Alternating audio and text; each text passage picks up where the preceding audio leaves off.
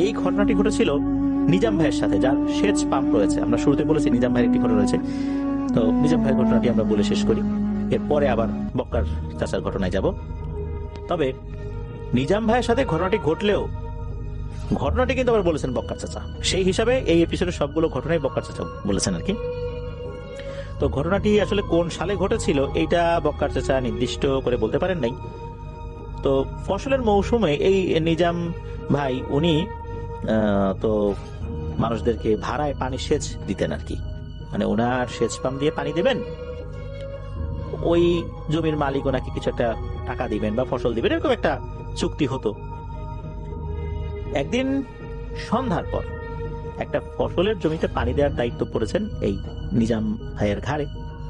তো নিজাম ভাই সন্ধ্যার পরে ফসলের জমিতে কতটুকু পানি দেওয়া হয়েছে সেটা দেখার জন্য ওই ফুলের বিলের সেচ পাম্পের কাছে গিয়েছেন। নিজাম ভাই তখন একাই গিয়েছিলেন। পাম্পের কাছে যাওয়ার কিছুক্ষণ পরে নিজাম ভাইয়ের কানে ওই ফুলের বিলের পাশে থাকা একটা ভিটার ভেতর থেকে কান্নার আওয়াজ ভেসে আসতে থাকে, মনে হচ্ছে কোনো বাচ্চা কান্নাকাটি করছে। নিজাম ভাই পরক্ষণে দেখার জন্য সেচ পাম্প থেকে ভিটার উপরে কে কাছে সেটা দেখতে গিয়েছেন।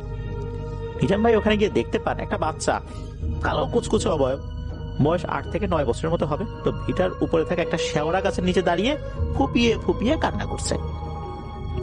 তো নিজাম ভাই ওই বাচ্চা অবয়বটাকে উদ্দেশ্য করে বলছে, কে তুমি, কি হয়েছে তোমার, বাড়ি কোথায়, তুমি এখানে দাঁড়িয়ে কান্নাকাটি করছো কেন?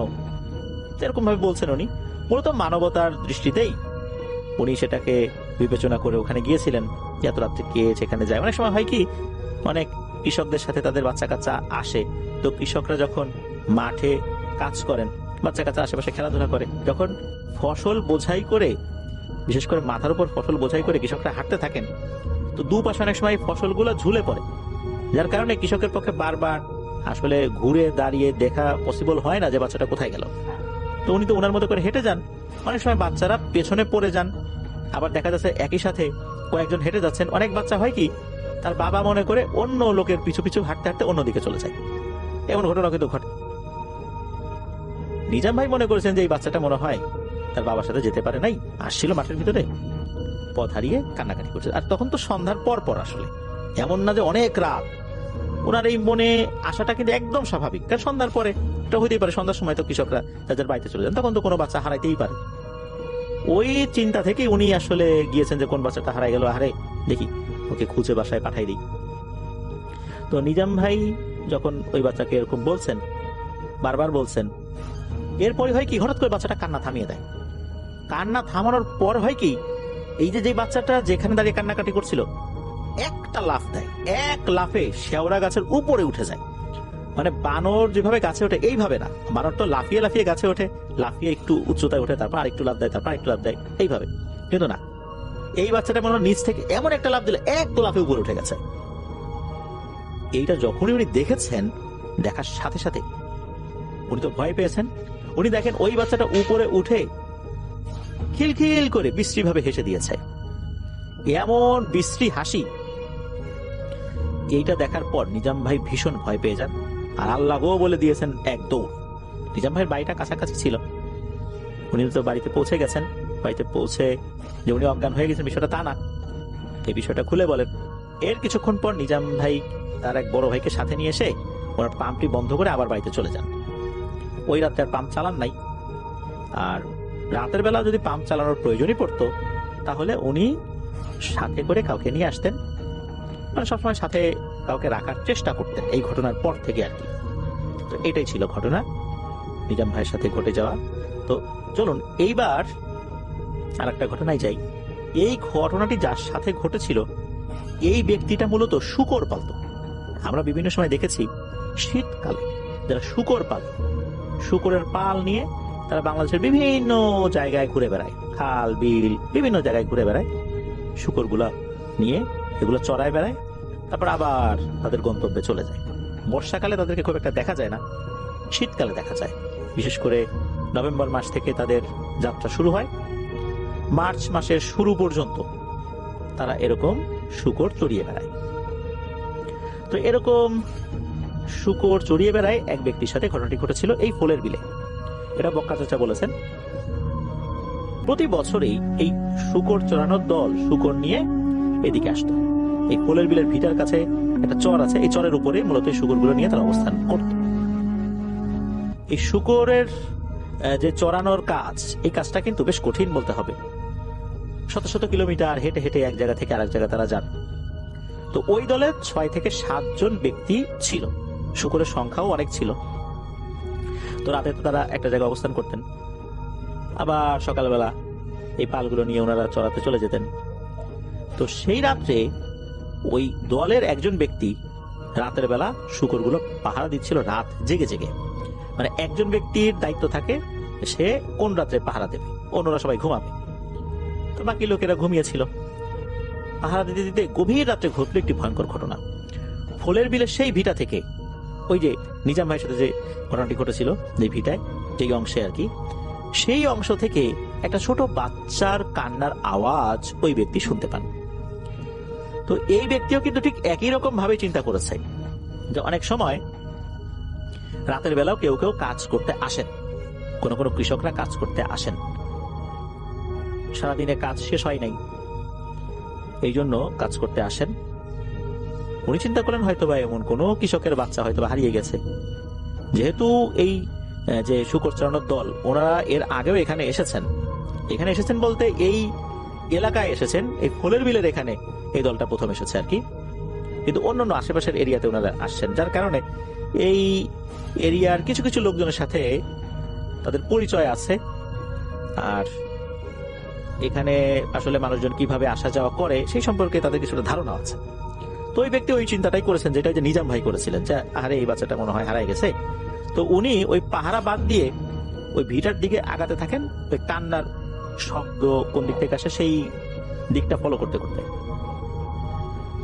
ভিটার কাছাকাছি যখন গিয়েছেন তখন ওই ব্যক্তিরা দেখতে পান যে ওই নিজাম ভাইকে যেভাবে ভয় দিয়েছিল এই 8-9 বছরের বাচ্চা, এরকম আর কি, ঠিক সেম টাইপের একটা বাচ্চা এবারে তাল গাছের নিচে দাঁড়িয়ে আছে।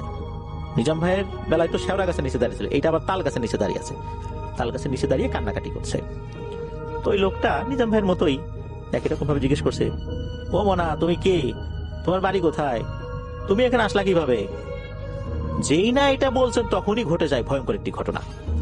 ওই বাচ্চাটা ওই ঠিক নিজাম ভাইয়ের ঘটনার মতোই এক লাফ দিয়ে তাল গাছের একটা ডালের উপর উঠে যায়, আর ওই ডালের উপর উঠে দাঁড়িয়ে খিলখিল করে হেসে দেয়, আর অদ্ভুত ভাবে নাকি নাচতে থাকে।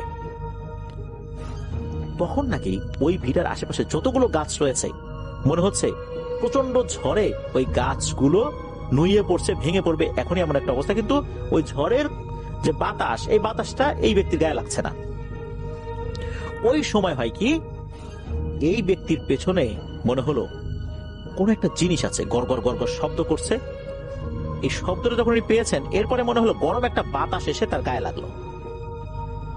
তখন উনি পেছন দিকে ঘুরে তাকান, উনি দেখেন যে তাল গাছের মতো বিশাল লম্বা একটা অবয়ব দাঁড়িয়ে আছে, ওই জিনিসটাই ভয়ঙ্কর ভাবে গড়গড় শব্দ করছে। উনি তখন ডানে কিংবা বায়ে কোনো একদিকে দৌড় দিয়েছিলেন। এক দৌড়ে উনি ওনার যে স্থান সেখানে চলে গিয়েছিলেন। ওনার সঙ্গী সাথী তো তখন ঘুমাচ্ছিল একটা ছোট্ট তাঁবুর মতো করে। তো ওই তাঁবুটার সামনে গিয়েই উনি মুখ থুবড়ে পড়ে যান আর চিৎকার করে ডাকতে থাকেন তাদেরকে, হে আমারে বাঁচারে, তাড়াতাড়ি তোরা এদিকে, আমি শেষ রে, আমারে ওরা মেরে ফেলবে, এরকম ভাবে বলছিল। এদিকে এই লোকগুলো তো ঘুম ভেঙে যায়, তারা আসে, এই কি হয়েছে। তো ওই লোকটা তখন অজ্ঞান হয়ে যায়। তারা তাদের মতো করে ট্রিটমেন্ট করার চেষ্টা করেছে, বলতে পানি ঢেলেছে মাথায়, একটা পর্যায়ে তার জ্ঞান ফেরানো হয়। এরপর ওই লোকটা কি দেখেছে এটা বলেন। এর পরের দিন অবশ্য ওনারা ফুলের বিলের এই সাইডটা থেকে চলে গিয়েছিলেন, কারণ ওই লোকটা কোনোভাবেই এখানে আর ডিউটি করবে না। তখন ওনারা অন্য সাইডে চলে গিয়েছিলেন। এই লোকটা চলে যাওয়ার পর উনি নাকি শারীরিকভাবে অসুস্থতা বোধ করছিলেন, তাকে বাড়িতে পাঠিয়ে দেওয়া হয়েছিল। তো এরপর থেকে কিন্তু এই ফুলের বিলের আশেপাশে যারা ছিলেন তারা কিন্তু জানতে পারেন নাই যে ওই লোকটার সাথে আসলে কি হয়েছিল, কারণ ওনারা তো আসলে এক জায়গায় থাকেন না, ওই সময় জানতে পারেন নাই। পরবর্তী বছর এই সেম দলটাই নাকি আবার এই ফুলের বিলে এসেছিল শুকর চড়ানোর জন্য। তখন এলাকার লোকজন জিজ্ঞেস করেছিল, কি ব্যাপার, তোমাদের দলে সেই লোকটা কই, যে লোকটা গত বছর ভয় পাইছিল? তখন ওই দলে থাকা ব্যক্তিরা জানান একটা দুঃখজনক খবর। সেটা হচ্ছে, যখন ওই রাত্রে ভয় পায়, মানে গত বছরের ওই রাত্রে ভয় পাওয়ার পর সে বাড়িতে চলে যায়, তাকে বাড়িতে পাঠিয়ে দেওয়া হয়। সে কোনোভাবেই আর ডিউটি করতে পারছিল না। বাড়িতে যাওয়ার সপ্তাহখানেকের মধ্যে সে মারা যায়। তার নাকি জ্বর এসেছিল, কোনোভাবেই জ্বর ভালো হচ্ছিল না। সে তার মতো করে ঝাড়ফুঁক করেছিল, তার পরিবাররাও বিভিন্ন জায়গায় নিয়ে গিয়েছিল এই সময়ের মধ্যে, কিন্তু সে আর বাঁচে নাই। আর তার নাকি প্রচন্ড পেটে ব্যথা হয়েছিল, একে তো জ্বর, তারপর পেটে ব্যথা, এভাবেই উনি মারা গিয়েছিলেন। এই লোকটার ঘটনা শুধু বক্কার চাচা না, ওই এলাকার অনেকেই নাকি জানেন যে এই শুকরপালা এই ব্যক্তির সাথে কি ঘটনা হয়েছিল আর কি। নিজাম ভাই তো আল্লাহর রহমতে বেঁচে গিয়েছিলেন, কিন্তু এই ব্যক্তিটা এতটাই ভয় পেয়েছিলেন যে উনি আর আসলে বাঁচতে পারেন নাই। হয়তো উনি ভয়ের খোলে পড়ে গিয়েছিলেন। এই ধরনের ভয়ের খোলে পড়ে গেলে এমন একটা অবস্থা হয়, মানসিকভাবে মানুষ ভেঙে পড়ে, তাকে বাঁচানোটা অত্যন্ত কঠিন হয়ে যায়। হতে পারে এমনটাই ওই ব্যক্তির সাথে হয়েছিল।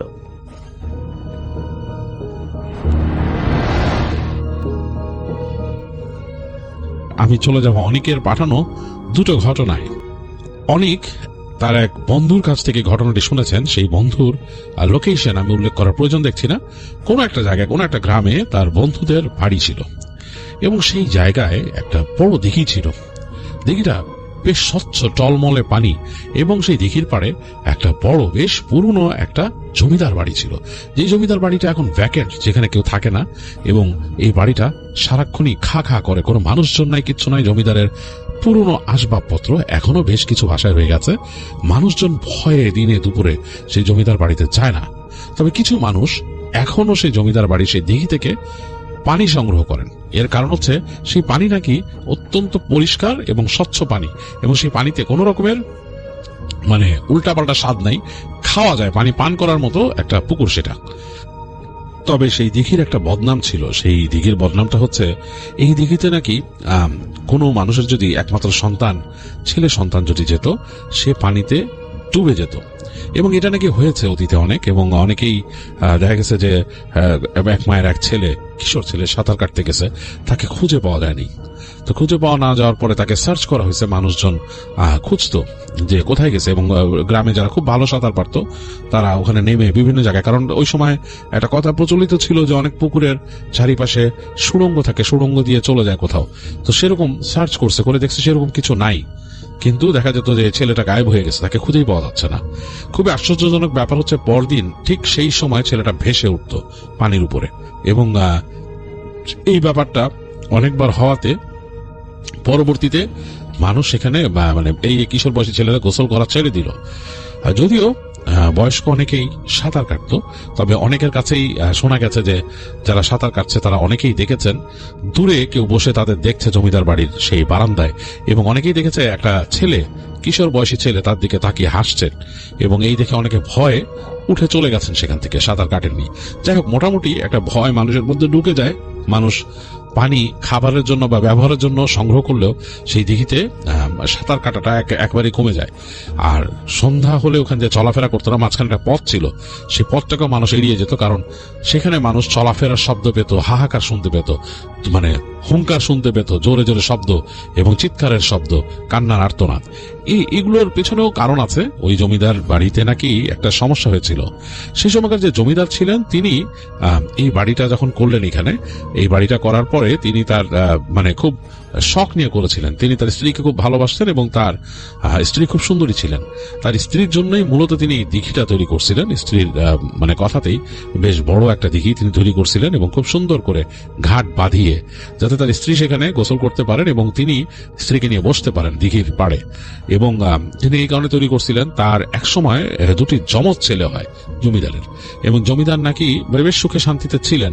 তো হঠাৎ একদিন নাকি তাদের এলাকায় ডাকাত পড়ে, এবং এই ডাকাত রাতের বেলা তাদের বাড়িতে আক্রমণ করে। তো জমিদারের লোকজন অনেক চেষ্টা করে, ফাইট ব্যাক করে, কিন্তু তারা কিছু করতে পারে না। একসময় ডাকাতরা এসে জমিদারকে হত্যা করে তার বাসা থেকে তার স্ত্রীকে তুলে নিয়ে যায়, আর তার দুই সন্তানকে নাকি হত্যা করে, কেউ খুঁজে পায় না। তো জমিদার তার দুই ছেলেকে কিন্তু দুটো লকেট পরিয়ে দিয়েছিল। এটা সম্বন্ধে সবাই জানতো। জমিদারের একজন প্রিয় একজন সন্ন্যাসী ছিলেন, মানে পরিচিত, এবং তিনি এসেছিলেন। তিনি নাকি সে সন্ন্যাসীর দ্বারা দুটো মন্ত্রপ্রুত লকেট তৈরি করে সন্তানদের গলায় দিয়েছিলেন।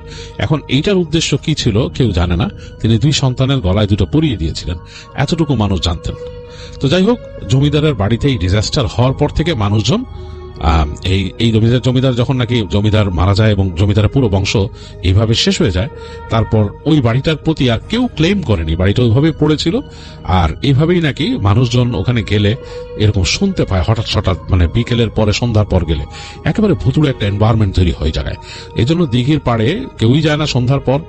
কেউ গেলেও দুপুরের দিকে যায় এবং যে তাদের মতো কাজকর্ম করে, এরকম অবস্থা। তো এইভাবেই চলছিল সেখানকার মানে এনভায়রনমেন্ট, এবং মানুষজন অনেকেই অনেক রকম ঘটনা বলতো। রাতের বেলা যদি কেউ ভুলেও জমিদার বাড়ির আশপাশের রাস্তা দিয়ে যেত, তারা অনেক কিছু দেখে ফেলতো। এরকম মানে অনেকেই দেখেছেন যে জমিদারের সুন্দরী স্ত্রী দাঁড়িয়ে আছেন এবং কাউকে দেখে ধমক দিচ্ছেন যে এখান দিয়ে এইভাবে যাস কেন। যদিও তিনি সেরকম মানুষ ছিলেন না, খুব নরম মনের মানুষ ছিলেন, তারপরও মানুষ নাকি এরকম দেখেছেন তাকে। তো মানুষ ভয় পেতেন এই ব্যাপারটা নিয়ে। তো একদিনকার কথা, গ্রামের একজন লোক কাজ করছে জমিদার বাড়ির কাছাকাছি একটা ফসলের মাঠে কাজ করছেন সকালবেলা। তিনি হঠাৎ দেখলেন দূর থেকে একজন সন্ন্যাসী আসতেছেন। তো তিনি প্রথমে এটার একটু ইগনোর করছেন যে সন্ন্যাসী আসতেই পারে, গ্রামে এরকম আসে মাঝে মাঝে। এই গ্রামের অনেক জায়গা আছে, এখানে কয়েকটাই বটগাছ আছে, এবং অনেক সময় দেখা যাচ্ছে অনেক সন্ন্যাসী আসেন এরকম, এসে সেখানে বসেন, তাদের মতো সাধনা করেন, ধ্যান করেন। আবার গ্রামের অনেক মানুষ তাদের কাছে যান, যে তাদের কাছ থেকে পরামর্শ নেন, বিভিন্ন রকমের সুপারিশ করেন, তাদেরকে দেখা যাচ্ছে যে কিছু দেন, মানে খানা খাদ্য এগুলো দেন, তাদের কাছ থেকে বিভিন্ন রকমের তদবির নেন আর কি। তো তিনি এগুলাকে খুব একটা গায়ে মাখেন না। যিনি কাজ করতেছিলেন ফসলের মাঠে, তিনি কাজ করতে থাকেন। তো তিনি বেশ খানিকক্ষণ কাজ করতে করতে হঠাৎ দেখলেন সন্ন্যাসীটা একটু ভিন্ন। এবার যিনি আসছেন তার বেশভূষা, আচার আচরণ একটু অন্যরকম। তো তিনি দেখলেন হাঁটতে হাঁটতে এই সন্ন্যাসী ঢুকে গেল এই পাশের যে রাস্তা যেখান দিয়ে জমিদার বাড়িতে যায়, সে যেখানে কাজ করছে তার পাশে সেই রাস্তা দিয়ে হেঁটে ঢুকে যাচ্ছে। তো তিনি একটু অবাক হলেন, জমিদার বাড়ির দিকে সন্ন্যাসী কেন যায়? তো তিনি কিছুক্ষণ কাজ করতে করতে আসলে মন দিতে পারছেন না। তিনি তার মতো কাজ রেখে হাঁটা দিলেন দেখার জন্য যে ঘটনা কি, এই সন্ন্যাসী কই যায়। এখানে তো কোনো সন্ন্যাসীকে আস্তানা কাটতে দেখি নাই বা আসতে দেখি নাই। তো তিনি হাঁটতে হাঁটতে গিয়ে দেখলেন সন্ন্যাসী একেবারে জমিদার বাড়ির প্রাঙ্গণে ঢুকে গেছে এবং হেঁটে যাচ্ছে সেই দিঘির কাছে। তো ওই দিঘির কাছেও কিন্তু বড় একটা গাছ ছিল, এবং সেই গাছের ডালপালা অনেকটাই মানে ওই সেই দিঘির ভেতরে চলে আসছিল, উপরে চলে আসছিল, একটা আচ্ছাদনের মতো তৈরি করছেন। এবং সেই গাছের আশেপাশে মানুষ ভয়ে যেত না, কারণ ডালপালা মেলা একটা বড় অসত্য গাছ, মানে বেশ খানিকটা দূরে হলেও, মানে সেই দিঘি থেকে বেশ খানিকটা দূরে, কিন্তু একটা বড় অসত্য গাছ, এবং সেটা ডালপালা বেশ অনেকটাই চলে আসছে সেই শেকড় বাকড় সহ সেই দিঘির উপরে। তো মানুষ ভয় ওখানে যেত না, যেহেতু ওই জমিদার বাড়ি নিয়ে মানুষের ভয় ছিল। তো তিনি খুব অবাক হয়ে খেয়াল করতেছেন, দেখলেন যে সেই সন্ন্যাসী হেঁটে হেঁটে একেবারে দিঘির পাড় ঘুরে আস্তে আস্তে হেঁটে চলে গেল সেই অসত্য গাছের নিচে, এবং গিয়ে সেখানে বসলো। বসে একেবারে সে আসন দিয়ে বসে সে ধ্যান করা শুরু করছে। অবাক হলেন সে গ্রামবাসী অনেকক্ষণ দেখে।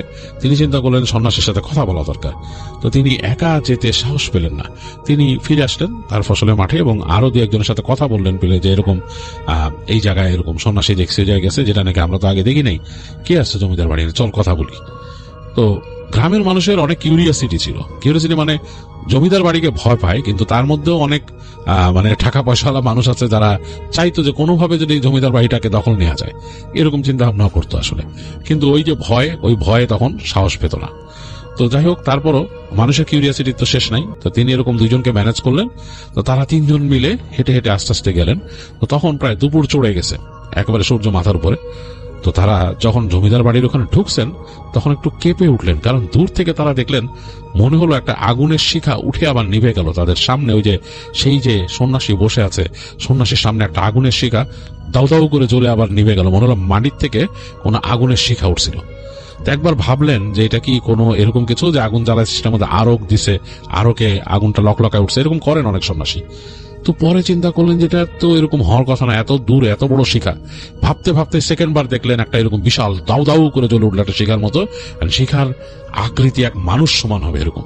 দাউ দাউ করে জ্বলে উঠলো। এবং তখন ঠিক দুপুর বেলা, মানে একদম মানে ভর দুপুর, সাথের যে দুইজন সেই গ্রামবাসীর বললো যে এই জায়গাটা সুবিধার না রে, সন্ন্যাসীর সুবিধার না, চল আমরা ফিরে যাই।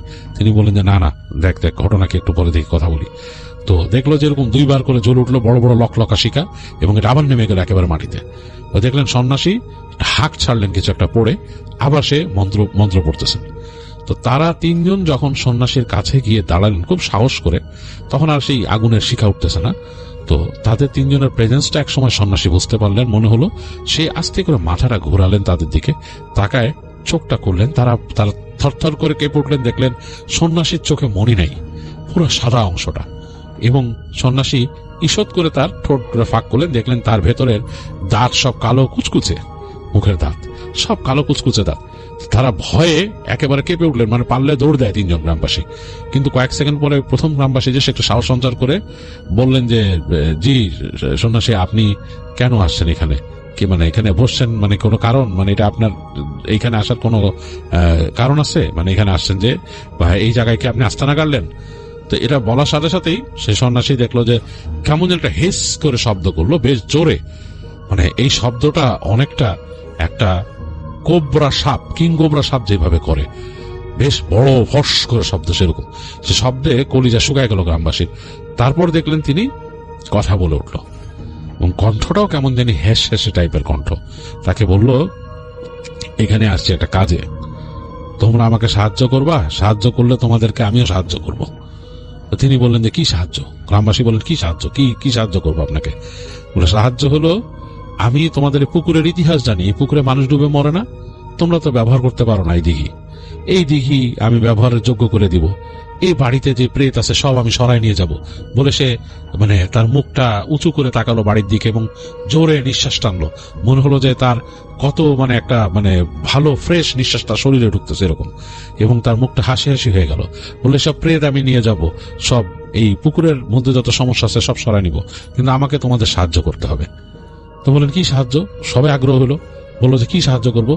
বলে এই পুকুরের নিচে আমার একটা জিনিস আছে, বা একটা জিনিস তোমাদেরকে আমি বলবো, সেটা তুলে দিতে হবে। সেটা যদি তুলে দিতে পারো তাহলে আমি এখান থেকে চলে যাব এবং তোমাদেরও সব সমস্যা দূর হয়ে যাবে। এই দিঘি ব্যবহার করতে পারবা, জমিদার বাড়িতে আসলে কিছু হবে না, সমস্যা নাই, এখানকার প্রেত আর থাকবে না এখানে। তো তখন গ্রামবাসীদের মধ্যে একজন বলল যে আমরা এখানকার যে মূল যে মোড়ল আছে ওনার সাথে কথা বলি, ওনাকে নিয়ে আসি, ওনাকে না আনলে তো আসলে কথা বলে লাভ হবে না। তো বলে ঠিক আছে, তুমি মোড়লকে নিয়ে আসো, আজকে সন্ধ্যার আগেই নিয়ে আসো, এবং পারলে আজকে রাতের মধ্যেই কার্যসিদ্ধি করতে হবে, কারণ আমি সময় দেখে আসছি। আজকে রাতের মধ্যে যদি কাজ শেষ করতে পারি তাহলে খুবই ভালো হয়, কারণ আজকে ভরা পূর্ণিমা হবে। তো খুব অবাক হলেন গ্রামের মানুষরা যে কি পুকুর থেকে কি তুলবে, কিভাবে কি। তো তার মধ্যে একজন চলে গেল, তাদের মধ্যে দুইজন খুব কিউরিয়াসিটি নিয়ে দেখতেছে সেই সন্ন্যাসীকে, এবং সন্ন্যাসী তাদের দিকে না তাকায় নিজের মতো ধ্যান করতেছে। তো প্রায় অনেকক্ষণ এই দুইজন খুব ক্লান্ত হয়ে গেছিল, তারা বসে থাকলো দূরে গিয়ে। একটু পরে দেখলো যে গ্রামের যে মোড়লকে সহ আসতেছে সেই গ্রামবাসী যে গেছিল সে। মোড়ল সহ এসে এদেরকে জিজ্ঞেস করলো কি ব্যাপার, কি ঘটনা কি? বলে যে সন্ন্যাসী কি বলতেছে শোনেন। বলে কি? বলে তোমরা বলো, ওনার কাছ থেকে পরে শুনবো। বলে যে ওখান থেকে দেখতে সন্ন্যাসী ডাক দিল, হে মোড়ল এদিকে আসেন। তো মোড়ল তাকালো, তার কাছে একটু অস্বস্তি লাগছে তাকে এইভাবে ডাকে কেউ।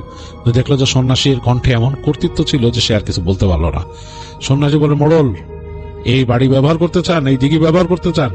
বলে জি। তাহলে আমার কাজ করে দেন। বলে কি কাজ? বলে এই পুকুরের তলে আমার একটা জিনিস আছে, সেটা তুলে দিবেন। তো বলছে কি জিনিস আছে? বলে এই পুকুরের তলে একটা লকেট আছে, যেই লকেটের মধ্যে কিছু জিনিস রেখে গেছিল জমিদার, এবং সেটা এই পুকুরের তলে আছে। সেটা যদি তুলে দিতে পারেন তাহলে আপনাদের এই পুকুরে আর কেউ ডুবে মরবে না, পুকুর সবসময় ব্যবহার করতে পারবেন, পুকুরের কোনো সমস্যা থাকবে না, জমিদার বাড়ি প্রেত শূন্য হয়ে যাবে, এটাও ব্যবহার করতে পারবেন আপনারা। তো মোড়লের দুই চোখ ঝকঝক করে উঠলো, সে ভাবলো যে আসলেই এটা তো একটা মানে সুযোগ, এবং সেই তো মোড়ল, তার সুবিধা হবে সবকিছু করতে। সাধারণত যারা একটু ক্ষমতাশালী মানুষ তারা এই সুযোগটা আগে পায়। মোড়ল বললো যে ঠিক আছে কোনো সমস্যা নেই, কিভাবে কি করতে হবে বলেন। বলে আমি আজকে রাত্রেই করতে হবে আপনার, আমি আজকে রাত্রেই টাইম ঠিক করে দিব সময়, এই সময় আপনাদের মধ্যে সাহসী কোনো একজনকে আসতে হবে এখানে, যে কোনো ভয় পায় না, সেই পুকুরের নির্দিষ্ট জায়গায় ডুব দিবে, আমি যেখানে বলবো একেবারে তল থেকে সে আমার জন্য বাক্স তুলে নিয়ে আসবে। আমি একটা বাক্সর কথা বলছি, সেই বাক্সটা তুলে নিয়ে আসবে। তো তখন মোড়ল বলতেছে, এই বাক্স যে তুলতে বলতেছেন এ তো আপনি নিজেই পারেন গুরুজি। বলে, না, আমার জন্য এই জলে নামা নিষেধ, আমি নামতে পারবো না, এখানে আমি নামলেই আমার সমস্যা হবে, এখানে আমি নামতে পারবো না, কিন্তু তোমাদের মধ্যে কেউ একজন সাহসী মানুষ হইতে হবে, সে কিন্তু পানির নিচে ভয় পেতে পারে, তো সেই ভয় যাতে না পায় সাহসী হইতে হবে, এবং তার আমি ব্যবস্থা করবো তার যেন কিছু না হয়। তো মোড়ল বললো, ঠিক আছে, আমি ব্যবস্থা করতেছি। তো তিনি মোড়ল চলে গেলেন। সাথের মানুষরা খুব কিউরিয়াস, জিজ্ঞেস করতেছে মোড়ল সাহেবকে যে কি ব্যাপার। মোড়ল বললেন যে এই ঘটনা। তো তারা গ্রামে গিয়ে তাদের মধ্যে সবচেয়ে পাকা সাঁতারু যে ভালো ডুব সাঁতার পারে, মোড়ল চিন্ত, তাকে তার সাথে কন্ট্যাক্ট করে আর কি। তো সেই লোক সে কথাবার্তা শুনে বলে, আচ্ছা ঠিক আছে। তো সেই লোক আসে, আসার পরে সে একটা মানে যুবক ছেলে আর কি। তো যুবক ছেলেকে দেখে হাসে, সেই যে সন্ন্যাসী ছিল সে একটা হাসি দেয় এবং সে বলে যে, আলাউদ্দিন, সেই যুবকের নাম ছিল আলাউদ্দিন, বলে যে তুমি আমার জিনিস তুলে এনে দিবা, তুমি আমার কাজ করবা, তার ফলে তোমাকে আমি উপকৃত করবা, তুমি একটা কিছু পাবা আমার কাছ থেকে। তো খুব অবাক কাণ্ড, মানে জিনিসটা আলাউদ্দিনের কাছে খুব অবাক লাগে যে ঘটনা কি, মানে তাকে কি উপকৃত বলে পাবা, আমি তোমাকে একটা উপহার দিব, আর এখানে ওই সময় আর কেউ থাকতে পারবেন না। সবাই বলে যে আপনারা কেউ থাকতে পারবেন না, শুধু আলাউদ্দিন থাকবে আর আমি থাকবো, এবং আলাউদ্দিনকে আমি দেখাই দিব কোথায় আছে, এটা আমার দায়িত্ব। তো সবাই শুনে মানে একটু আশাহত হয়, তারা আশা করছিল সামনে বসে থাকবে, কাউকে থাকতে দিবে না। মোড়ল সাহেবকে বললো যে আপনি দূরে থাকতে পারেন, আপনাকে আমি জানাবো। তো মোড়ল সাহেব একটু ভয় পেলেন, তিনি দূরে থাকবেন কোথায় চিন্তা করতেছেন আর কি। তো যাই হোক, তিনি বললেন যে আমি আসি, কাছাকাছি আসি, আমি আলাউদ্দিনকে পাঠাই দিব টাইম মতো। তো এরকম সময় চলে যায়, আলাউদ্দিন যায় বাসার থেকে, সে মোটামুটি ফ্রেশ হয় এবং তার বাসায় তার বাবা মা যেতে দিবে না তাকে এরকম কাজ করতে। আলাউদ্দিন তারপরে বলে যে আমাকে বলছে সন্ন্যাসী যে উনি কিছু দিবেন, তারপরে তার বাবা মা যেতে দিবে না। তো অনেক কষ্টে সে বাবা মার কাছ থেকে পারমিশন নিয়ে বের হয়। তো তখন রাত হয়ে গেছে এবং একেবারে মধ্যরাতে তাকে যেতে হবে। তো মধ্যরাত হওয়ার বেশ খানিকক্ষণ আগে আলাউদ্দিন রওনা দেয় এবং তাকে বলে যে শুধু, তখন কিন্তু গরমের সময়, বসে শুধু লুঙ্গি পরে আসবি আর কিছু না, মানে তুই শুধু লুঙ্গি পরে আসবি, তোর গায়ে যেন আর কোনো কাপড় না থাকে। তো আলাউদ্দিন সেই সময় মতো ঠিক রওনা দেয় সে, এবং গ্রামের রাস্তা দিয়ে হেঁটে আসতেছে। তো আসার সময় তার কাছে মনে হচ্ছে সে বাঁশঝাড়ের মধ্যে শোঁ শোঁ শোঁ শোঁ শব্দ হচ্ছে, এবং মনে হচ্ছে তাকে কেউ ফলো করে করে আসতেছে, তাকে মানে অনুসরণ করে বাঁশঝাড়ের ভেতর দিয়ে কেউ আসতেছে। তার কাছে একটু ভয় লাগতে থাকে, মনে হয় এরকম। আলাউদ্দিন এমনি সাহসী যুবক, সে অনেক এরকম ডুব সাঁতারে অংশগ্রহণ করছে, কেউ ডুবে গেলে উঠায় আনার জন্য সে কাজ করছে অতীতে গ্রামে, এইটা তার একটা সুনাম আছে, সে মানে এগুলো পারে। তো তারপরও সে চিন্তা করতেছে যে এটা কি, কেমন দিন লাগতেছে, এবং এলোমেলো দমকা হাওয়া বইতেছে চারিপাশে। তো সে শুনছিল, সেই মোড়ল সাহেব বলছিল যে সে কাছাকাছি একটা ক্ষেত আছে, সেই ক্ষেতের ওখানে মানে পাম্প লাগানো আছে, সেই পাম্পের যে ঘর সেখানে তিনি থাকবেন, তার সাথে আরো 2-4 জন নিয়ে। আলাউদ্দিন যেন ভয় না পায়, তিনি বলছেন যে আমি খবর রাখবো, কোনো সমস্যা নাই তোর। আলাউদ্দিন হাঁটতে হাঁটতে এক সময় চলে আসে সেই জমিদার বাড়ির কাছে। তো দূর থেকে জমিদার বাড়িটা দেখেই জানি কেমন লাগতেছে। তো আলাউদ্দিন আস্তে আস্তে হেঁটে সেই প্রেমিসেসে ঢুকে, মানে জমিদার বাড়ির মূল অংশে ঢুকে একটা উঁচু জায়গা আছে, ওইটা পার হয়ে সামনে যেই সে দেখলো যে সেই যে সন্ন্যাসী বসে আছে, মনে হলো সন্ন্যাসীর সমান, সন্ন্যাসীর সামনে এক মানুষ সমান একটা আগুনের কুণ্ডুলির মতো, এটার আকৃতি বোঝা যায় না, এলোমেলো, মানে আগুনটা কিভাবে যেন জ্বলতেছে, খুব মানে অন্যরকম লাগলো আলাউদ্দিনের কাছে। মনে হলো যে এরকম একটা আগুনের মনে হচ্ছে নড়াচড়া করতেছে, অ্যাজ ইফ কোনো মানুষের গায়ে যদি আগুন লাগানো থাকে সে হাঁটা চলা করে কথা বলে এরকম। তো একটু ভয় পেল আলাউদ্দিন, যেটা ঘটনা কি, সে কিছুক্ষণ দেখেই দেখলো টুপ করে নিভে গেছে, আগুনটা নাই, এবং দেখলো যে হালকা একটা পিদিমের আলো, সেটাতে সন্ন্যাসীকে দেখা যাচ্ছে সে ধ্যান করতেছে। তো সে যখন কাছাকাছি চলে আসে, এসে দেখে যে সেই বসে আছে সন্ন্যাসী, এবং সন্ন্যাসী তাকে দেখে মুখ ঘুরায় তাকায় যথারীতি। তো মুখ ঘুরায় তাকায়, চোখটা খোলে। চোখটা খোলার পরই তো আসলে আলাউদ্দিনের বুকটাকে উঠে দেখে যে সন্ন্যাসীর চোখে মণি নাই, তার মণি নাই, সাদা অংশ শুধু দেখা যাচ্ছে, এবং তার সামনে একটা পিদিম জ্বলতেছে, পিদিম থেকে একটা উদ্ভট ঘ্রাণ বেরিতেছে, মনে হচ্ছে কোনো আরোগ দেয়া সেখানে। তো সে বলে, আলাউদ্দিন আসছিস, আমাকে দেখে ভয় পাইস না, তুই আমাকে থেকে ভয় পাইস না, তুই তোর কাজ কর। তো বলে সে পিদিমের পাশ থেকে তার কিছু গুঁড়া রাখা ছিল পাউডারের মতো, সেটা হাতে তুলে সে ছুঁড়ে মারে পানিতে। তো পানি যেখানে সেই গুঁড়াটা পড়ে ছপ করে দেখে সেই জায়গাতে মনে হচ্ছে পানির নিচ থেকে আলো বের হচ্ছে, অ্যাজ ইফ পানির নিচ থেকে কেউ যদি কোনো লাইট মারে, পাওয়ারফুল লাইট সেরকম, বাট নীলচে আলো বেরোচ্ছে সেই জায়গা থেকে। এবং আলাউদ্দিনকে বলে তুই কাছে আয়। আলাউদ্দিনের শরীরটা কেঁপে ওঠে কাছাকাছি যেতে, সে বেশ ভয় পাচ্ছে, বলে তুই কাছে আয়, ভয় পাস না। তো সে আস্তে আস্তে হেঁটে হেঁটে সেই চলে যায় সন্ন্যাসীর কাছে। সন্ন্যাসী তাকে একটা শিশি দেয়, সে শিশির মধ্যে সে দেখতেছে কিছু একটা আছে, বলে এর মধ্যে তেল আছে, এটা গায়ে মাখ, গায়ে ভালো করে মাখবি, কোন রকম করিস না। তো আলাদিন সেই তেল নিয়ে সারা শরীরে মাখে। মাখার পর তার শরীরটা কেমন জানি মনে হয় যে একটা কেমন একটা ঠান্ডা অনুভূতি হয়ে গেছে সারা শরীরে, অ্যাজ ইফ ওইটার মধ্যে কোনো মেন্থল দেওয়া আছে এরকম। বলে এখন তুই ডুব দিবি, আর কোন এই যে আলো যেখান থেকে উঠতেছে সেই বরাবর চলে যাবি, এবং সেইখানে যে পানির তলে যা পাবি মাটিতে সেইটা নিয়ে তুলে নিয়ে আসবি আমার কাছে। খবরদার কোনো কিছু চিন্তা করবি না উল্টা পাল্টা, এটা নিয়ে চলে যাওয়ার চেষ্টা করবি না। আর পানির নিচে যদি কিছু দেখিস ভয় পাবি না, একদম ভয় পাবি না, একদম সোজা চলে আসবি, তোর কোনো ক্ষতি করতে পারবে না। সালাউদ্দিন এগুলো শুনতে শুনতে সে শুধু হু হু করে। তো সারা শরীরে তেল মেখে সে যেন একটা ঘোরের মধ্যে চলে গেছে। তো এরকম সময় সন্ন্যাসী বলে এখন যা, তোর সময় হয়ে গেছে। সালাউদ্দিন আস্তে করে পানিতে নামে, যে হাঁটু পানিতে নামে, আস্তে আস্তে নামতেছে এবং তার কাছে বেশ অস্বস্তি লাগতেছে। তো সে যখন কোমর পর্যন্ত পানিতে নামছে, তার কাছে মনে হলো কেউ একজন তার পা চেপে ধরছে, ঠান্ডা একটা হাত। সে ভয়ে চিৎকার করে উঠতে যাচ্ছিল এবং সে আরেক পা দিয়ে সেই জায়গায় আঘাত করার চেষ্টা করে, তখন থেকে তার পা ছেড়ে দিছে। আঘাতটা লাগে নাই কারো কাছে, তার ভয় লাগে এবং চারিদিকে একবার চোখ বুলায় দেখে অন্ধকার, ঝিঝি পোকার ঝিঝি ঝিঝি শব্দ আর চাঁদের আলো পড়ছে। তো চাঁদ কিন্তু পূর্ণিমার আলো, কিন্তু এই যে গাছের ছায়ায় ঢেকে গেছে চারিপাশ। পানির একটা জায়গা থেকে আলো উঠতেছে, মনে হচ্ছে পানির নিচ থেকে একটা আলোর বিম নীলচে কালারের। আলাদিন চোখটাকে মোটামুটি বন্ধ করে প্রথমে সে ডুব দেয় সাহস সঞ্চার করার জন্য। তো ডুব দিয়ে সে পানির নিচে যে চোখ খুলে ফেলে। এই দিঘির পানি কিন্তু এমনি টলমলে, মানে ওরকম মানে ঘোলা না, কাদা কালারের না, টলমলে পানি, মানে অনেক দূর পর্যন্ত দেখা যায় নিচে। এটাই এই দিঘির জলের বিশেষত্ব ছিল। তো সে দেখে সে সাঁতরে সাঁতরে নামতে থাকে, দেখে একটা আলো পানির নিচ থেকে ফুড়ে বেরোচ্ছে, নিচ থেকে নীলচে টাইপের আলো। আলাদিন ডুব সাঁতার দিয়ে যেতে থাকে, দুই হাত দিয়ে পানি সরায় সরায়। তার অনেকক্ষণ তার দম থাকে, তার ব্রেথ অনেক বেশি, মোটামুটি অনেকের থেকে তার বেশি, যেটাতে সে খুব ভালো পারদর্শী। তো সে যাচ্ছে নিচে, সে যাচ্ছে এবং পানির মধ্যে বেশ ভালোই ফিল হচ্ছে তার, যেহেতু গরমের সময়। তো একটা ভালো একটা টেম্পারেচার পানির। তো একটা পর্যায়ে দেখি অনেক গভীর, অনেকখানি যাওয়ার পর তার মনে হলো যে তার কাছে কেমন একটা প্রেশার ফিল হইতেছে। সে অবাক হয়ে গেল যে আমি কি এত নিচে নেমে আসছি। উপর দিকে তাকায়, দিঘির উপরে যেহেতু চাঁদের আলো কিছুটা আছে, আলোকিত অংশ মনে হচ্ছে অনেক দূর, সে একটা অন্ধকারচ্ছন্ন জায়গায় আছে। এর মাঝে চোখে তার নিজে পড়লো যে নীলচে আলোর বিম একটা উঠে আসছে, মানে নিচ থেকে, তল থেকে। তো সে সাঁতরে সাঁতরে সে উৎসের দিকে গেল, গিয়ে অবাক হয়ে দেখতেছে সে যে মাটির নিচ থেকে একটা খোড়ল এরকম, মানে একটা গর্তের মতো, চারিপাশে পাথরের মতো পড়ে আছে, মনে হচ্ছে ফুড়ে বেরিয়েছে, একটা পাথরের অংশ ছিল সেখান থেকে ফুড়ে বেরিয়েছে মনে হচ্ছে একটা গর্ত, সেটা তার তল থেকে আলো আসতেছে। তো সে একটু ভয় পেয়ে গেল আলোর তীব্রতা দেখে। সে ভাবতেছে আলোর উৎস কি এবং এটা তলে কি কেউ চলে যায় এরকম ভাবতেছে, এবং এর মাঝে তার দম বন্ধ হয়ে আসতেছে। কয়েক সেকেন্ড যাওয়ার পর সে দেখলো পানির তল থেকে দুইটা হাত উঠে আসলো, বেরোল সে আলোর মধ্যে থেকে, এবং সেটার হাতে একটা বাক্স, এরকম কাদা মাখা একটা বাক্সের মতো, এরকম করে উঠাই দিল মনে হলো উপরে, সে আলোতে সে দেখলো। তো সে আর কিছু না ভেবে দ্রুত সাঁতরে বাক্সটাকে ধরে ফেললো, ধরে উপরে ওঠা শুরু করলো। দুই পা দ্রুত সে প্যাডেল করতে করতে উপরে উঠে আসতেছে আলোর উৎস ধরে।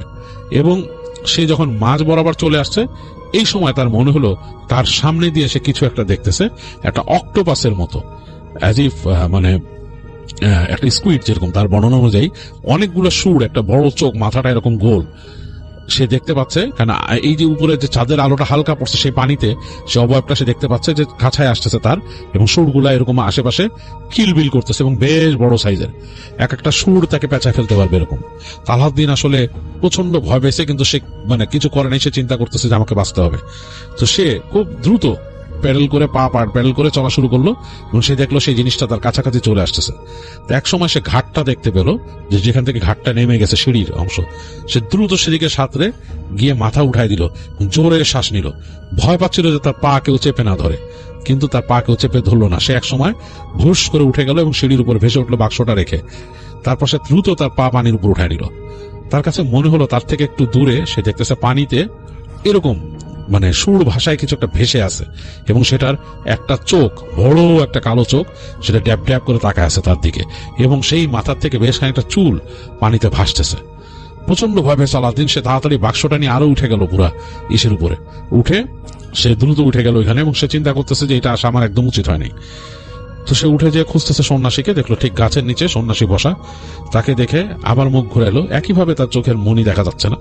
সে বলতেছে, সেই পিদিমের আলো জ্বলতেছে, বলতেছে তুই উঠে আসছিস, পারছিস, কোনো সমস্যা নাই, এদিকে আয়, বাক্স দে আমার কাছে। আলাউদ্দিন হেঁটে গেল বাক্স নিয়ে এবং বাক্সটা সন্ন্যাসীর সামনে রাখলো। সন্ন্যাসী বাক্সটা রেখে সে বাক্সটার মধ্যে সে মন্ত্র পড়ে একটা কিল দিল উপরে, এবং কিল দেওয়ার পরে মনে হলো খুব ক্লিক করে বাক্সটা খুলে গেল। এবং বাক্সটা যখন সে খুললো, ভেতর থেকে মনে হলো চমক দিয়ে একটা আলোর মতো বেরোলো, এবং সেটার ভেতর থেকে সে একটা হাত দিয়ে লকেট বের করলো। লকেটের মাঝখানের অংশটা জলজল করতেছে আলোর মতো, এবং সেই পিদিমের আলো চকচক করতেছে। তো সেটা পেয়ে সন্ন্যাসী হাসলো, হেসে তার কাছে রাখলো, রেখে সে গলার মধ্যে এই লকেটটা পরে ফেললো। খুবই আশ্চর্যজনক, সন্ন্যাসীর চেহারা একটা পরিবর্তন চলে আসলো। হঠাৎ করে আলাউদ্দিনের কাছে মনে হলো যে অন্ধকার থেকে সেই সন্ন্যাসীর মতো আর একটা সন্ন্যাসী হেঁটে এসে, কিন্তু তার চেহারাটা একটু ভিন্ন, এরকম সন্ন্যাসীর মতো না, মানে সন্ন্যাস নিলে মানুষ যেরকম সেরকম না, সাধারণ মানুষের মতো অন্ধকার থেকে হেঁটে এসে সন্ন্যাসীর মধ্যে ঢুকে গেল, মনে হলো তার ভেতরে প্রবেশ করলো। তো থরথর করে কেঁপে উঠলো আলাউদ্দিন। তারপর সন্ন্যাসী যখন চোখ মেললো, দেখলো তার চোখ, তার মনি আছে, সে হাসতেছে, এবং সে তখন তার কাছে পোটলা থেকে একটা কিছু বের করলো, এবং দেখলো যে যা বের করছে সেটা ঝলক মারতেছে, একটা মানে চমকানো কিছু একটা আলাউদ্দিনের হাতে দিল, একটা স্বর্ণ মুদ্রার মতো, নিয়ে বলল যে তুই চলে যা, তোর কাজ শেষ, তোর উপহার তোকে দিয়ে দিছি, চলে যা, তোর কোনো সমস্যা নাই, চলে যা, চলে যা, ইকে পাঠা, তোর যে এখানে যে মোড়ল আছে মোড়লকে পাঠা আমার কাছে, আমি চলে যাব।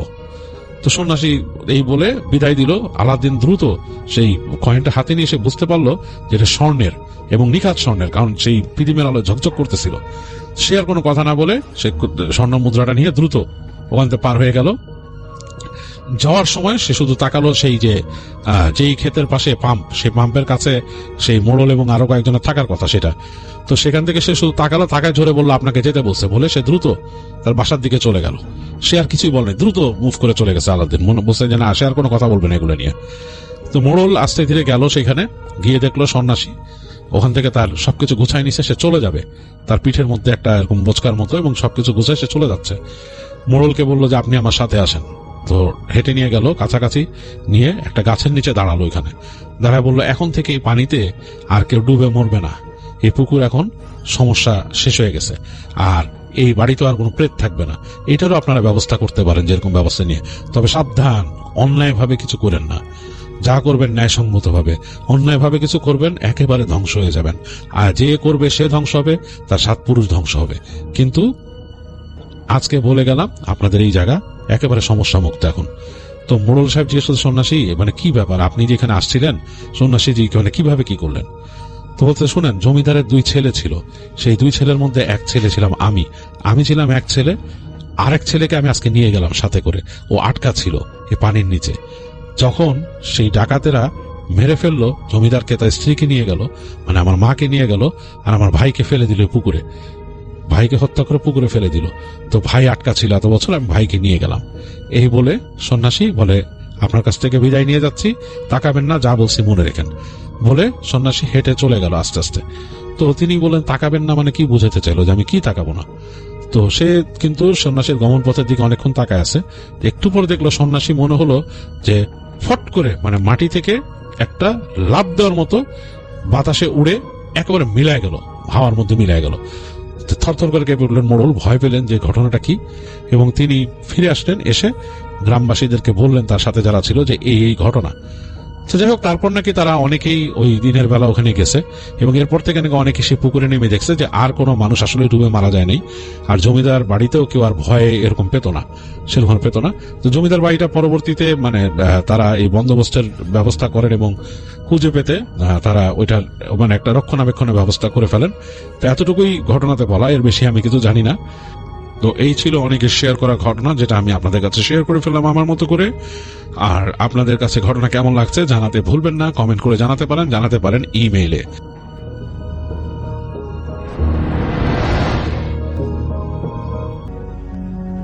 ঘটনাটি ঘটে আমাদের গ্রামের একজন জেলের সাথে, যার নাম রহমত মিয়া। রহমত মিয়া অনেকদিন ধরে মাছ ধরে নদীতে, খালে বিলে। মাছ যারা ধরে তাদের সবারই কোনো না কোনো ভৌতিক ঘটনা আছে, রহমত মিয়ারও আছে, কিন্তু এগুলো শুধু অন্যের কাছে বলার জন্য। রহমত মিয়া জীবনে কোনোদিন ভয় পাননি, এবং ভয় পাওয়ার সম্ভাবনাও ছিল কম। এই তো সেবার হিন্দু পাড়ায় শ্মশানের পাশের নদীতে মাছ ধরতে যেয়ে লক্ষিন্দর এতবার টাকার পরেও তার দিকে ফিরে না তাকিয়ে দিব্যি মাছ ধরে বাড়ি ফিরেছেন সে। লক্ষিন্দর রহমান মিয়ার বন্ধু লোক ছিল, যে কিনা গত বছর ওই শ্মশানে পোড়ানো হয়েছিল। এমন ছিটেফোঁটা অনেক ঘটনাই রহমত মিয়ার জীবনে ঘটেছে, কিন্তু কোনোদিন ভয় তো দূরে থাক, তার বুকটা পর্যন্ত কাঁপেনি। কটকার খালের কথা অনেক শুনেছে রহমত মিয়া। সেখানে নাকি বড় মাছ পাওয়া যায়, তবে দিনের বেলার চেয়ে নাকি রাতে গেলে নিরিবিলি পরিবেশে ভালো মাছ পাওয়া যায়, অর্থাৎ বেশি মাছ পাওয়া যায়। কিন্তু ওই খালের বেশ দুর্নামও আছে। আজ পর্যন্ত নাকি ওই খালে কেউ রাতে মাছ ধরতে গেলে আর ফিরে আসেনি। কিন্তু রহমত মিয়া এতে কিছুই যায় আসে না, সে এসব তার কাছে শুধুই গল্প। তবু তার বউ যখন শুনল রহমত মিয়া ওই খালে মাছ ধরতে যাবে বলে ঠিক করেছে, সে বাদ সাধল।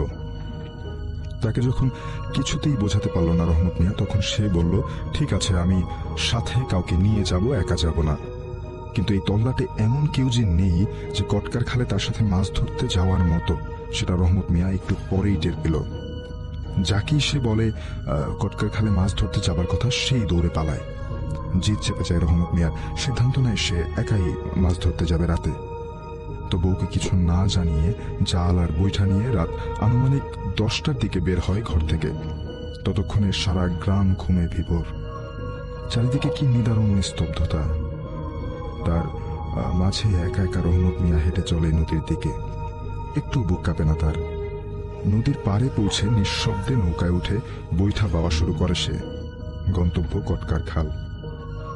সামনে দিয়ে কিছুক্ষণ বেয়ে যাওয়ার পর নদীর ডানে ও বামে দুদিকে দুটো বাঁক নিয়েছে। বামে গেলে কটকার খাল আর ডানে গেলে বউবাজার। বামে এক কটকার খাল ছাড়া আর কিছুই না থাকায় ওইদিকে লোকজনের যাতায়াত ছিল বেশ কম। বাঁকের প্রায় কাছে চলে এসেছে রহমত মিয়া। এমন সময় হঠাৎ দেখলো আতশবাজির মতো বউবাজার থেকে একটা নৌকা সোজা কটকার খালের দিকে যাচ্ছে। সে একটু অবাক হলো, এত রাতে আবার কে ওপাশ থেকে নৌকা করে যায়। জোরে হাঁক ছাড়লেন রহমত মিয়া, ওই মাঝি, কই যাও?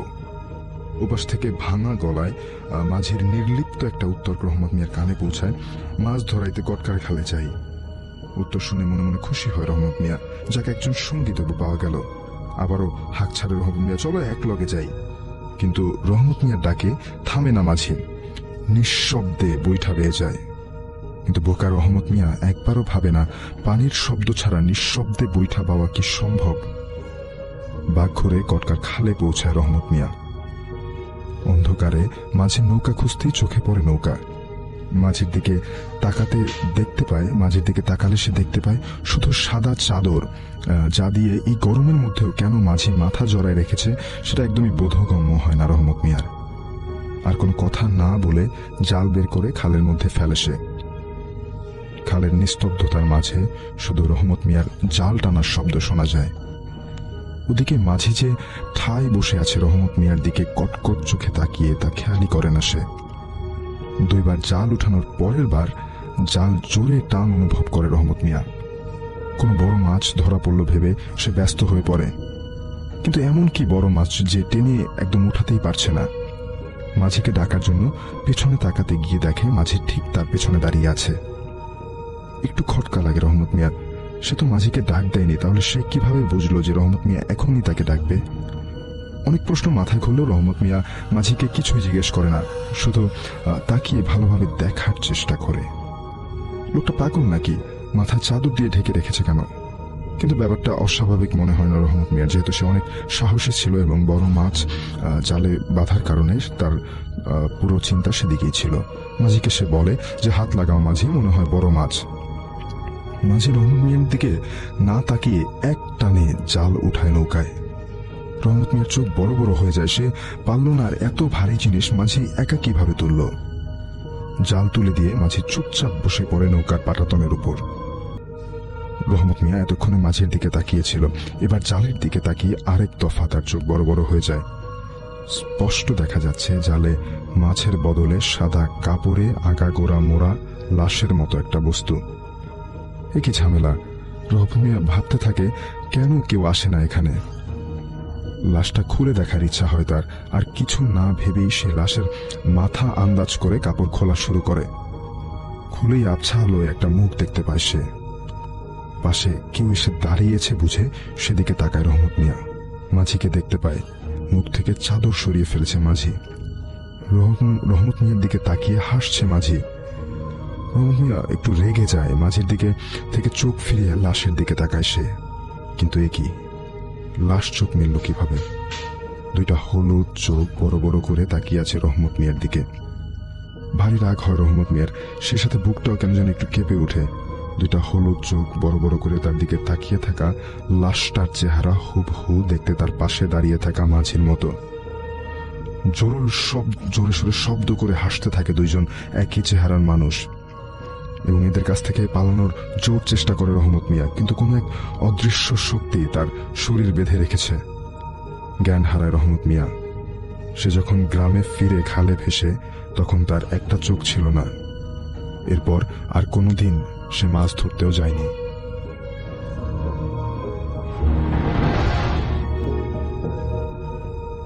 1996 এর মাঝামাঝি সময়, সেটা কোন মাস ছিল মনে নেই। তখন আমি একটা হাফেজিয়া মাদ্রাসার ছাত্র। কোরআনের মধ্যে কিছু সূরার আমল লেখা থাকে। সেখানে একটা আমলে পেয়েছিলাম যে সূরা জিন 700 বার পাঠ করলে সমগ্র জিন জাতি তার বশীভূত হয়। তাই আমিও আমল শুরু করেছিলাম। তাছাড়া দিনটা ছিল বৃহস্পতিবার, তাই পরের দিন উস্তাদকে সবক শোনানোর কোনো ঝামেলা ছিল না বলে সেদিন দুপুরের পর থেকেই আমি আমল শুরু করেছিলাম। মোটামুটি রাতের 9টা পর্যন্ত প্রায় 400 বারের মতো পড়ে ফেলেছিলাম। বাড়ি ফেরার সময় আমার কোরআন শরীফটা বুকে নিয়ে আর এক হাতে তসবিহ নিয়ে সূরাটা পড়তে পড়তে বাড়ির দিকে চলে আসছি। এমন সময় আমার চেয়ে প্রায় 3 গুণ লম্বা একটা লোকের মুখোমুখি হয়েছিলাম। লোকটা আমার তসবিহ ধরা হাতটা চেপে ধরে প্রশ্ন করেছিল, তুই কি পড়তাছস? বলে রাখা ভালো, লোকটার গায়ে এমন একটা পোশাক ছিল যেরকম ওইরকম পোশাক আমি কোনোদিনও কোনো মানুষের গায়ে আগে পড়তে দেখিনি। অন্ধকারের মধ্যেও লোকটার চোখ মুখ চেহারা স্পষ্ট দেখা যাচ্ছিল উজ্জ্বলভাবে। মোটা মোটা ভ্রু, কয়লার আগুনের মতো চোখ দুটি যেন আমাকে সম্মোহিত করে ফেলেছিল। আমি তার প্রশ্নের উত্তরে এমন একটা গগনবিদারী চিৎকার করলাম, যদি চিৎকারের অনুভূতি তার থাকতো তাহলে আমি নিশ্চিত তার কানের পর্দা ফেটে যেত। আমি চিৎকার করার পর লোকটা আমার হাত ছেড়ে দিয়ে বলছিল, যা চলে যায় এখান থেকে, আর কোনোদিন এইসব করবি না। ছাড়া পাওয়া মাত্র আমি এক দৌড়ে ঘরের দরজার সামনে গিয়ে পড়েই অজ্ঞান হয়ে যাই। আর অজ্ঞান হওয়ার পূর্ব মুহূর্ত পর্যন্ত কোরআন শরীফটা আমি বুক থেকে ছাড়িনি। পরের দিন থেকে আমার এমন জ্বর শুরু হয়েছিল যে 1 মাস পর্যন্ত আমি জ্বরে ভুগে পরে সুস্থ হয়েছিলাম।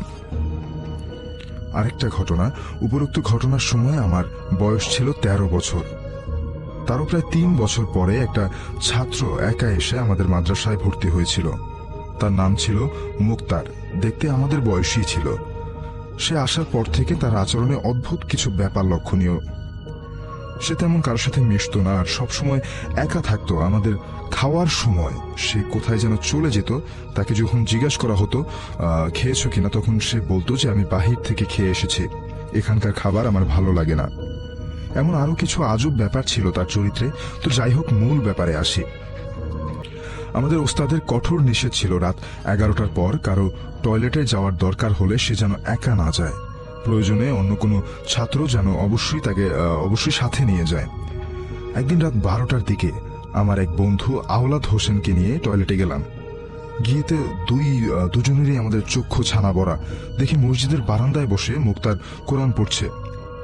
টয়লেটে আসার সময় নিজের চোখে দেখেছি যে ও হাসান ভাইয়ের সাথে ঘুমাচ্ছে। 2 জায়গায় একজনকে দেখা আমরা খুবই অবাক হয়ে যাই, এবং পরে মুক্তারকে ডাক দিয়ে বললাম, তুমি এখানে আসলা কিভাবে? তাকে যে মাদ্রাসায় ঘুমাতে দেখেছিলাম, ব্যাপারটা আমরা দুজনেই চেপে গিয়েছিলাম ভয়ে। মজার ব্যাপার হলো, মুক্তার আমাদের প্রশ্নের উত্তর না দিয়ে সে হাতে পায়ে ধরে কান্নাকাটি করছিল আর বলছিল, ভাই তোমরা হুজুরকে কিছু বলো না, উনি জানলে আমাকে মাদ্রাসা থেকে বের করে দেবে। পরে আমি বললাম যে ঠিক আছে, বলবো না, তুমি আর এমন করো না। পরবর্তীতে আমি কথা রাখলেও আওলাদ কথা রাখতে পারেনি। সে পুরো ঘটনার বৃত্তান্ত অনেকের কাছে প্রকাশ করে দিয়েছিল। এরপর ব্যাপারটা 2 কান থেকে 6 কান এরকম হতে হতে সবাই মোটামুটি ঘটনাটা জেনে গেল। তার কিছুদিন পর আমাদের সকলের সিনিয়র ইমরান ভাই আমাদের উস্তাদের কাছে ব্যাপারটা জানান, আর তিনি আরো কয়েকবার নিজে পরীক্ষা করে দেখেছিলেন যে দরজা বন্ধ থাকা অবস্থায় মুক্তার গায়েব, সেটাও সে জানান। পরে হুজুর মাগরিবের নামাজের পরে ইমরান ভাইকে দিয়ে সবাইকে জানিয়ে দেন যে আজ সবাই যেন জেগে থাকি, আজ মুক্তারকে ধরা হবে হাতে নাতে। রাত 9:30 খেয়ে সবাই 10:30 মধ্যে শুয়ে ঘুমানোর ভান করেছিলাম। ছোট 2-1 ছাড়া প্রায় সবাই জেগে রুদ্ধশ্বাসে অপেক্ষা করছিলাম মুক্তারের কাণ্ড সরাসরি প্রত্যক্ষ করার জন্য। ঠিক রাত 1:20 আমার চোখ লেগে আসছিল। এমন সময় ডিম লাইটের আলোয় স্পষ্ট দেখলাম মুক্তারের বিছানা থেকে একটা আলো প্রকাশিত হচ্ছে। পরে আলোটা প্রায় মানুষের আকৃতি ধারণ করে এবং ধীরে ধীরে দরজার দিকে যেতে দেখলাম। মনে মনে ভাবছিলাম যে ভুল দেখছি না তো। আমার পাশের বিছানায় আওলাদকে কনুই দিয়ে আমি খোঁচা দিলাম এবং ও ইশারায় আমাকে চুপ করে থাকতে বলল। আশ্চর্যজনক ব্যাপার হলো যে মুক্তারের দেহটা তখনও শুয়ে থাকতে দেখছিলাম ওর বিছানায়, আর ওই মানুষ আকৃতির আলোটা ধীরে ধীরে দরজা ভেদ করে বেরিয়ে গেল। ইমরান ভাই আর হাসান ভাই আমাদের সবাইকে অবাক করে দিয়ে তাদের বেড থেকে তোষক নিয়ে ঘুমন্ত মুক্তারকে চেপে ধরল এবং এর মধ্যে ওস্তাদ লাইটের সুইচ দিয়ে দিল। পরে পুরো মাদ্রাসার মধ্যে হইচই শুরু হয়ে গেল যে আর অধীর আগ্রহে সবাই অপেক্ষা করছিল যে ইমরান ভাই আর হাসান ভাই তোষকের নিচে কি আছে সেটা দেখার জন্য। তারা দুজনেই তাদের তোষক দিয়ে মুক্তারের বিছানা চেপে ধরেছিল। পরে হুজুর এসে বলল তোষক সরাতে, এবং তোষক সরানোর পরে সবাই দেখলাম বিছানা মুক্তার শূন্য। সবাই অবাক হয়ে বসে রইলাম আর ভাবতে লাগলাম এটা কি করে হলো। তারপর থেকে আমরা কোনোদিন মুক্তারকে দেখিনি।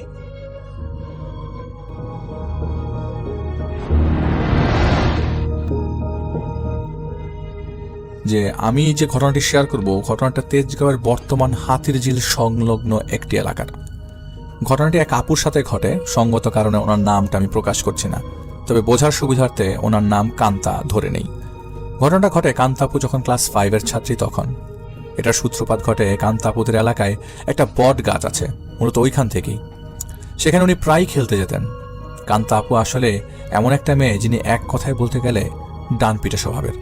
সারাদিন ক্রিকেট খেলা, মার্বেল খেলা, সাইক্লিং করা, এমনকি সে ভিডিও গেম খেলতেও যেত মোটামুটি, এবং এগুলি করেই তার দিন কাটত। তবে অনেক মেধাবী ছিল, ভালো গান গাইতে পারত। এলাকার স্থানীয় হয় মোটামুটি সবাই তাকে চিনত। যেহেতু তাদের এলাকায় মোটামুটি একটা প্রভাব ছিল, তাই সবাই তাকে ভালো করে চিনত এবং জানতো যে সে কার মেয়ে। তুমি যখন ক্লাস 5-এ পড়ে তখন কোনো একদিন তার একজন টিচার তার দুষ্টুমির কারণে তাকে হাতে বেত দিয়ে বাড়ি দেয়। তো অনেক সময় আমাদের কেউ আঘাত করতে গেলে আমরা যেরকমভাবে ফেরানোর চেষ্টা করি, হাতগুলো উপর দিয়ে উঠিয়ে দিই, তেমনি আপু হাত দিয়ে ফেরানোর চেষ্টা করছিলেন। মানে সে কেউ তো বাড়ি খেতে চায় না, তো টিচারের দেওয়া বাড়িটা তার হাতের তালুতে দিলেও বাড়িটা তার হাতের তালুতে না লেগে তার বাম হাতের বুড়ো আঙ্গুলের উপরিভাগ নখ থেকে কিছুটা পেছনে গিয়ে লাগে। বাড়িটা লাগার সাথে সাথে ওইখান থেকে ফিনকির মতো রক্ত পড়া শুরু হয়। তার টিচার আসলে এতটা জোরেও দেয়নি যে কান্তাপু তখন যে ব্যথা না পায়। তো টিচার তো বোঝে যে এত জোরে দেওয়া যাবে না, ওনার ব্যথা লাগছে না ঠিকই, কিন্তু ব্লিডিং হয়ে যাচ্ছে। তো টিচার খুব ভয় পেয়ে যায় তাড়াতাড়ি। তো উনি স্কুলের যে হেড ছিল তাকে জানায়, আর হেড যে ছিল ওনার কান্তাপুর বাবার সাথে খুব ভালো সম্পর্ক ছিল। উনি তাড়াতাড়ি করে কান্তাপুকে এলাকার একটা ফার্মেসিতে নিয়ে যায়, ব্লাড পরিষ্কার করে। পরিষ্কার করার সময় ব্লাড পড়া পুরোপুরি বন্ধ হয়ে যায়, তবে পশমের গোড়ায় লোমের জায়গায় কিছুটা পরিমাণ ফেটে যায়। পরে তাকে ব্যান্ডেজ করে দেওয়া হয়। যেহেতু মেজর কোনো ফ্র্যাকচার হয়নি বা মেজর কোনো ল্যাসারেশনস হয়নি, ফার্মেসির ডাক্তার গজ দিয়ে ব্যান্ডেজ করে মেডিসিন দিয়ে পাঠিয়ে দেয়। তো কান্তাপু বাসায় আসে। বাসায় আসার পর থেকে 10 থেকে 15 মিনিট হবে উনি বসেছিল। ছোট মানুষ স্কুল থেকে এসে ড্রেস চেঞ্জ করেই বসে আছে। এর মধ্যে কান্তাপু দেখে ব্যান্ডেজের উপর দিয়ে ব্লাড বেরোচ্ছে অনবরত, একদম ফিনকির মতো রক্ত পড়ছে। ব্যাপারটা একটু অদ্ভুত লাগলো তার। পরিবার ভাবলো হয়তো হাত কোনোভাবে নাড়াচাড়া করছে, ওই জন্য হয়তো ব্লাডটা চলে আসছে। কান্তাপুর দাদা ওনাকে সঙ্গে করে নিয়ে আবার সেই ফার্মেসিতে যায় এবং বলে কি ব্যান্ডেজ করে দিয়েছেন আর কিভাবে ব্যান্ডেজ করে দিয়েছেন, ব্লাড আবার বেরোচ্ছে। তো ফার্মাসিস্ট ভাই অবাক হয়ে যায় আর বলে যেভাবে ব্যান্ডেজ করে দিয়েছে আঙ্কেল, ব্লাড তো আসার কথা না, আচ্ছা আমি আবারও ব্যান্ডেজ করে দিচ্ছি। উনি সেই গজটা খুলে ড্রেসিং করে আবার নতুন করে গজ দিয়ে মাইক্রোপোর্ট দিয়ে সুন্দর করে ভালো করে ব্যান্ডেজ করে দেয়।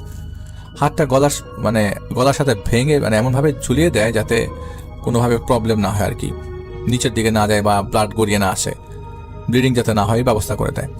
তো এইভাবে বেঁধে দেওয়ার পর উনি বাসায় চলে আসে। বিকেল পর্যন্ত সব ঠিক ছিল। তো কান্তাপুর বাসাটা হাতিরঝিলের প্রায় সাথেই। তখন ওনাদের বাড়িটা কাঠের, একতলা বাড়ি আর কি, নিচে বাঁশ দিয়ে উপরে কাঠের কাঠামো দিয়ে তৈরি করা, ফ্লোরটা হচ্ছে কাঠের এবং সাইড উপরে টিন। সেদিন কান্তাপুর সন্ধ্যাবেলা পড়তে বসে। উনি পড়ছিল, পড়ার সময় হঠাৎ তার মনে হয় তাদের বারান্দার মতো যে জায়গাটা আছে ওটার সাইডে কাঠের ঢাকনির মতো দেওয়া, ওটা উঠালে নিচে বর্ষাকালের সময় পানি হলে পানি যখন শুকিয়ে যায় তখন কান্তাপ ওখানে গিয়ে খেলে। আর এলাকার কাছেই রামপুরায় যেহেতু আগে বাঁশপট্টি ছিল, তাই ওখানে অনেক সময় আগুন লেগে যেত। ওইসব এলাকায় আগুন লেগে গেলে তখন এই কাঠের ঢাকনির নিচে নেমে মানুষ আশ্রয় নিত। ওই জন্য সিঁড়ি সিস্টেম দেওয়া থাকতো যেন একেবারেই বিলের মধ্যে নামা যায়। তখন কান্তাপুর মনে হতে লাগলো এই বিলের নিচে থেকে কেউ একজন হাসছে। তখন উনি তাড়াতাড়ি উঠে যায়, উঠে গিয়ে উকি দেয়। উনি স্পষ্ট দেখতে পায় কেউ একজন কতগুলো ধুলা তার মুখে ছিটে দেয়। তো ছিটা মারার পর উনি চোখ ডলতে থাকে, এর মধ্যে কিছুটা বালু ওনার চোখে লাগে। পরে উনি রুমে চলে আসে। চোখ কচলে উনি ওনার মতো রুমে এসে পড়তে বসে। পড়তে বসার ঠিক 2 থেকে 3 মিনিট পর তার চোখ বেয়ে টুপটুপ করে রক্ত পড়া শুরু হয়।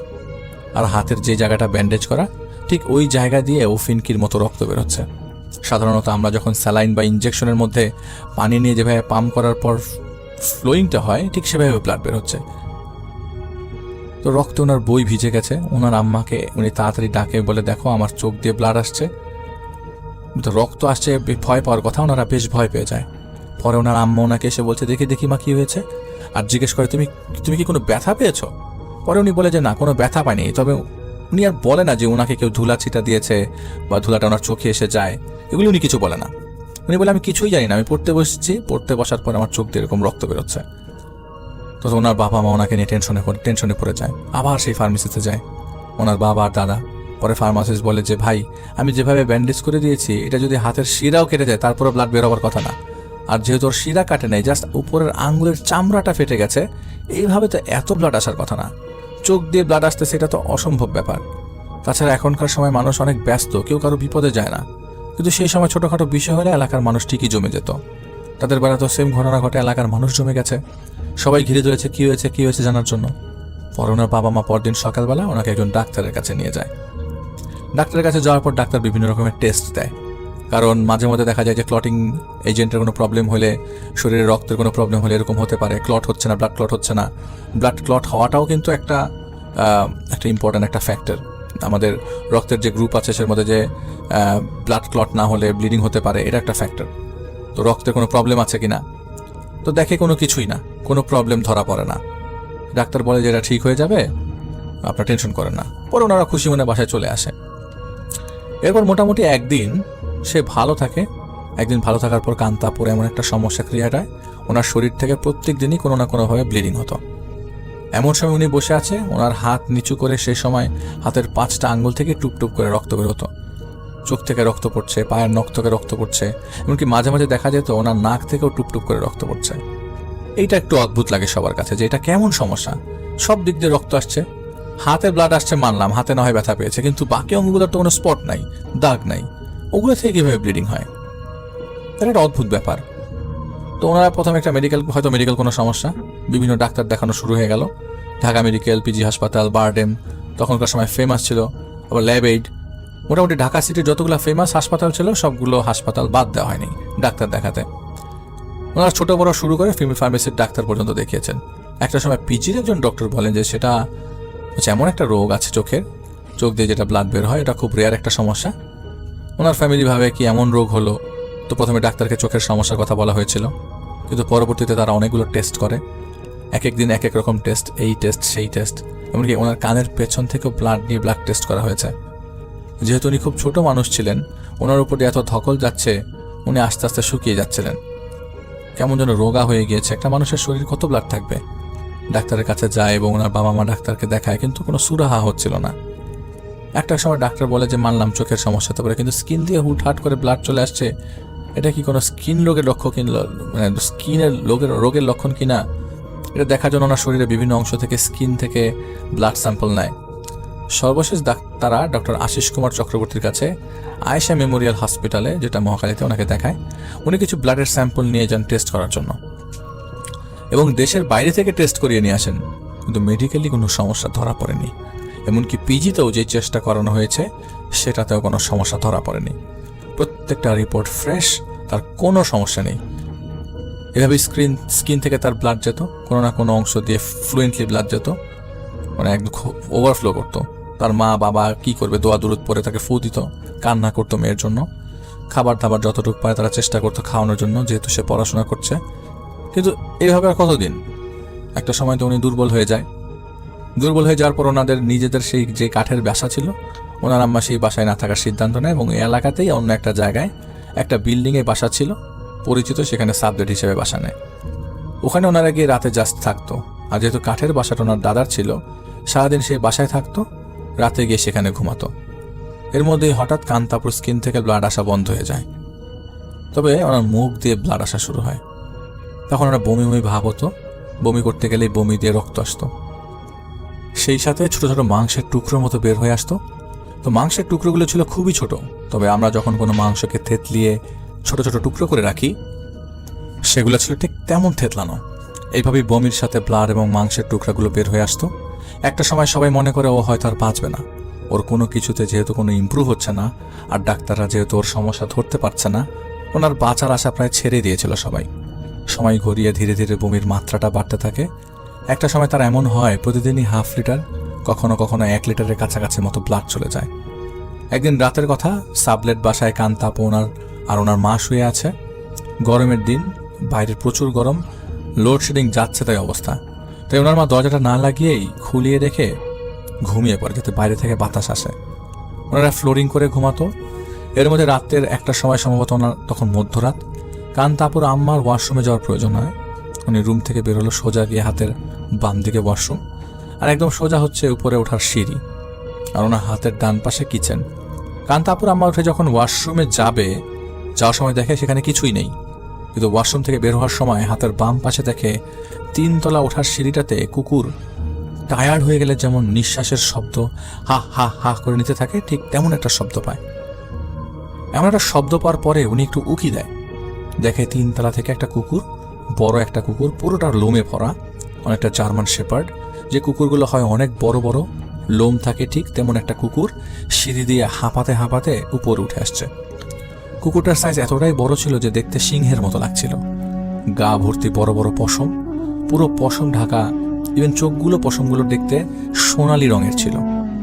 অনেক বড় সাইজের কুকুর, যা সচরাচর দেখা যায় না, আর বিদেশি বা বাইরের কুকুর তো এখানে আসার কথা না। কুকুরটা উপরের দিকে হাঁপিয়ে হাঁপিয়ে আসছে, 1 পা ধুপা করে। সিঁড়িতে উপর ওঠার যে টার্নিংটা নেওয়ার জায়গা থাকে, কুকুর কান্তাপুর আম্মাকে দেখে ঠিক সেখানে এসে বসে পড়ে, আর কান্তাপুর আম্মা ওই সিঁড়ির সামনে দাঁড়িয়ে। মানে খানিকটা কষ্ট নিয়ে উনি কি মনে করে যে বলল, তুই কি আমার মেয়েকে নিতে আসছস? আমার মেয়েকে কি তুই নিয়ে যাবি? কি করছে আমার মেয়ে? কি অপরাধ আমার ছোট্ট মেয়েটার? কেন এভাবে তিল করে শেষ করে দিচ্ছিস মেয়েটাকে? উনি আসলে বুঝতেই পারে নাই এই কথাটাই কেন কুকুরকে বলছে, কিসের উপর ভিত্তি করে সে কথাটা বলছে, কি আশায় বলছে সে সেটা নিজেও জানে না। উনি এই কথাটা বলতে বলতে কান্না করে দিলেন, একটু থামলেন এবং কথাগুলো বলার কিছুক্ষণ পরেই আবার তিনি বলে ওঠেন, তুই চলে যা, আমার তো একটা মাত্র মেয়ে, আমার তার কোনো মেয়ে নাই, আমার কোনো সন্তান নাই, আমার একটা মেয়ে খুবই আদরের, তুই চলে যা। কথাটা বলে উনি কান্না ভেজা চোখ দুটো মুছছিলেন। তখন এই কথাটা শুনে সাথে সাথে কুকুরটা বাধ্য শিশুর মতো আস্তে করে সিঁড়ি দিয়ে নিচে নেমে যেতে লাগলো। কুকুরটা নেমে যাওয়ার পর উনি সেখানে কিছুক্ষণ দাঁড়িয়ে থেকে ভাবছে, এটা কি সত্যি কুকুর ছিল নাকি অন্য কিছু, যে বলার সাথে সাথে চলে গেল। তার মাথা তখন কাজ শুরু করলো। তিনি ভাবলেন, কি ব্যাপার, এত রাতে কুকুর কোত্থেকে আসবে, তাও 4 তলার উপর, যেখানে মেইন গেট 11টার পরে বন্ধ করে দেওয়া হয়, আর ফজরের আগে এবং ভোর 5টার সময় গেট খোলা হয়। সেখানে কুকুরটা আসলো কিভাবে? আর মেইন গেট দিয়ে তো ঢোকার কোনো সুযোগ নেই, আর এখানে কেউ তো কুকুর পালে না, যেহেতু এটা সাবলেট বাসা, আর যদি কেউ পালতো তাহলে তো আসা যাওয়ার মধ্যে দেখা যেত। আর তাছাড়া এই বাসায় যে কেউ কুকুর পালবে এমন তো কেউ নাই, এটা কিভাবে সম্ভব? সকালবেলা সবার আগে কান্তাপুর আম্মু ওই মেইন গেটের সামনে যায়। মেইন গেটের সামনে একটা টিউবওয়েল আছে, ওখান থেকে সবার আগে কান্তাপুর আম্মুই গিয়ে পানি নিয়ে আসে। উনি ফজরের সময় উঠে ওনার নামাজ শেষ করে টুকটাক কাজ শেষ করে পানি আনতে যায়। উনি তাড়াতাড়ি করে সিঁড়ি দিয়ে নিচে নামে। এক সিঁড়ি যখন নামে, ওনার সিঁড়ির সিস্টেমটা এমন ছিল যে এক সিঁড়ি নামার পর একটু বারান্দার মতো ব্যালকনি, পরে নিচের জায়গা, নিচের দিকে তাকালে একদম মেইন রোড দেখা যায়, চারপাশে উঁচু করে রেলিং দেয়া এবং জায়গাটা বেশ ফাঁকা। তখন কান্তাপুর আম্মা উকি দিয়ে দেখার চেষ্টা করে কুকুরটা গেট দিয়ে বের হয় কিনা, কিন্তু কুকুরটার গেট দিয়ে বের হয় না। উনি 10 থেকে 15 মিনিটের মতো সেখানে দাঁড়িয়ে থাকে। একটা সময় দাঁড়িয়ে থাকার পর যখন উনি কুকুরটাকে দেখতে পেলেন না, তখন উনি ওনার ফ্লোর থেকে একদম নিচতলায় নেমে আসে। নিচে এসে দেখে মেইন গেট সব ভেতর থেকে লাগানো, এটা দেখে ওনার কেমন জানি ভেতর থেকে অস্বস্তি লাগা শুরু হয়। ওনার তখনই হঠাৎ জানি কেমন মনে হতে থাকে ঘরে কান্তাপুর কোনো সমস্যা হচ্ছে কিনা। পরে উনি তাড়াতাড়ি উপরে উঠে আসে। উপরে আসার পর দেখে কান্তাপু উপর হয়ে বিছানায় শুয়ে আছে। যখন ওকে ধাক্কা দিয়ে সরায়, শরীর দেখে পুরোটা বিছানা রক্ত দিয়ে ভরা, একেবারে তরতাজা রক্ত এবং সেই সাথে ছোট ছোট মাংসের টুকরা। এটা দেখে উনি জোরে চিৎকার দেয়। উনি ভাবে ওনার মেয়ে হয়তো আর বেঁচে নাই, মারা গেছে। চিৎকার দেওয়াতে আশেপাশের লোকজন চলে আসে। এর মধ্যে চোখে মুখে পানি ছিটালে কান্তাপু হুঁশে আসে, উঠে বসে এবং তার মাকে বলে, এই আমাকে খেতে দে, রক্ত সহি আজ খাবো, আমি খাবো, আমাকে খেতে দে। তখন ওনার মা জড়িয়ে ধরে কান্না শুরু করে দেয় আর মনে একটা প্রশান্তি পায় যে অন্তত আমার মেয়েটা মারা যায়নি। তো কান্তাপুর আম্মা ওনাকে বেশ কিছুক্ষণ জড়িয়ে ধরে রাখে, কিন্তু কান্তাপুর সবকিছু থেকে নিজেকে ছাড়িয়ে ঝাড়ি মেরে উঠে বলে, বলছি না আমাকে খাইতে দে, আমার খুব ক্ষুধা লাগছে, আমাকে খাইতে দে। ওনার মা কি করে দ্রুত গিয়ে খাবারের পাতিল নিয়ে সোনার সামনে দেয় আর বলে, হাত মুখটা ধুয়ে আসো। কিন্তু উনি বলে যে না, আমি এভাবেই খাবো, আমাকে ধরিস না, আমাকে এভাবে খাইতে দে। পরে ওইভাবে ওনাকে খেতে দেওয়া হয়। কান্তাপুর মা ভাবে যে যাক, অন্তত আমার মেয়ে তো আছে, মেয়ে বেঁচে আছে, খেতে চাচ্ছে। এমনিতেই কান্তাপুর খাওয়া দাওয়া খুব সীমিত হয়ে গিয়েছিল, তেমন খেতে পারতো না। তো ওনার মা পাতিল সামনে রেখে যেই প্লেটে ভাত বাড়তে যাবে, তখনই কান্তাপু বলে ওঠে, এইটুকু ভাতে কি আমার হয়? হ্যাঁ। এই কথা বলে টান মেরে পাতিলটা নিজের কাছে নিয়ে যায়। পুরোটা পাতিল ধরে উনি খেতে বসে। ওনার মায়ের ভাষ্য মতে পাতিলে প্রায় 1 কেজির মতো ভাত রান্না করা হয়েছে। 5 রকমের তরকারি রান্না ছিল। মোটামুটি আধা কেজি করে ধরলেও 2.5 কেজির মতো তরকারি রান্না করা আছে। কিন্তু কান্তাপু কি করে প্রথমেই ভাতের পাতিলের মধ্যে হাত ঢুকিয়ে খাওয়া শুরু করে। ওই বাসায় যারা ছিল, যারাই আসছে সবার সামনে উনি বসে বসে ভাবি খাচ্ছিল এবং সবাই দেখছিল। একজন ক্ষুধার্ত অনাহারী অনেকদিন পর খাবার খেলে যেমন গপাগপ খায়, ঠিক সেভাবে খাচ্ছে। যেমন ওনার আশেপাশে যারা ছিল সবাই বলছে যে আপা খাইতে দেন, খাইতে দেন। উনি 2-3 লোকমা ওভাবে খাওয়ার পর ওনাদের বাসায় একটা খাবারের বোল ছিল, ওই বলে ভাত তরকারি যা ছিল সব একেবারে ঢেলে মাখিয়ে ঠিক 5-6 মিনিটের মধ্যে সব খাবার শেষ করে ফেললো। ওগুলা শেষ করে তিনি আবার বলছে, আমার ক্ষুধা লাগছে, আমার আরো ক্ষুধা বাকি, তুই আমারে খাইতে দে, আমাকে খাইতে দে, নইলে আমি সব খাইয়া ফেলাবো। ঘরে যে তার কোনো খাবার ছিল না, আশেপাশে যারা ছিল ওনাদের ঘরে যতটুকু পরিমাণ খাবার ছিল সবাই সেগুলো কোনো মতে এনে দেয়। মোটামুটি 4 থেকে 5 কেজি খাবার টোটালি ফিনিশড। ওনারা ভাবে যে মেয়ে 2-3 লোকমার বেশি ভাত খেতে পারে না, বিছানায় সারাক্ষণ পড়া, সেই মেয়ে এতগুলো খাবার খেলো কিভাবে? সব খাবার শেষ করে উনি দাঁড়ানোর সাথে সাথে ঠাস করে পড়ে গেলেন। পরে ওনার মা মাথা মুছিয়ে দেয়, যেহেতু ব্লাড বের হয়েছে মুখ দিয়ে, তাই পরিষ্কার করে দেয়। পরিষ্কার করে দেওয়ার 15 থেকে 20 মিনিট পর তার জ্ঞান আসে। জ্ঞান আসার পর উনি কিছুই বলতে পারে না। উনি এতগুলো খাবার খেলো, যা করলো তার কিছুই মনে নেই। ওনার পেট দেখেও মনে হচ্ছে না উনি আসলে একটু আগে এতগুলো খাবার খেয়েছে। তো ওনার মা খুব ভয় পেয়ে যায়। সেদিন পরে ওখান থেকে একজন বলে যে, আপা আপনার মেয়েকে তো অনেক ডাক্তার দেখাইছেন, এবার পারলে একটা কবিরাজ দেখান।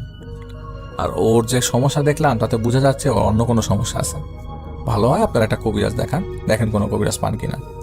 এরপর ওনার মাও ভাবে যে আজকে যে বিষয়টা উনি দেখেছে ব্যাপারটা আসলে সাধারণ না। সকাল হতে উনি ওনার মেয়েকে নিয়ে তার দাদা দাদির বাসায় যায়। যাওয়ার পর ওনার দাদিকে কান্তাপুর আম্মা সব বলে, উনি কি দেখেছেন, কান্তাপুর সাথে কি ঘটে যাচ্ছে। পরে ওনারা কান্তাপুকে নিয়ে ওনাদের পাশের রহিম মেটাল নামে একটা জায়গা আছে, যেটা তেজগাঁ থেকে কাছেই, ওনাকে ওখানে নিয়ে যায়। রহিম মেটাল মূলত মসজিদ, মাদ্রাসা, এতিমখানা ও কবরস্থান মিলে একটা এরিয়া। ওই রহিম মেটাল জামে মসজিদের একজন ইমাম হুজুর ছিলেন, যিনি ছোটবেলায়ও কান্তাপুর চিকিৎসা করেছিলেন। তখন কান্তাপু কোলের শিশু ছিলেন, তার তখন খারাপ বাতাস লেগেছিল। বর্তমানে ওই ইমাম হুজুর জীবিত নেই। তো ওনার মা ওনাকে ওখানে নিয়ে যায়। ওখানে যাওয়ার পর প্রথমে সেই হুজুর কালো সুতা দিয়ে কান্তাপুর 2 হাত মাপেন।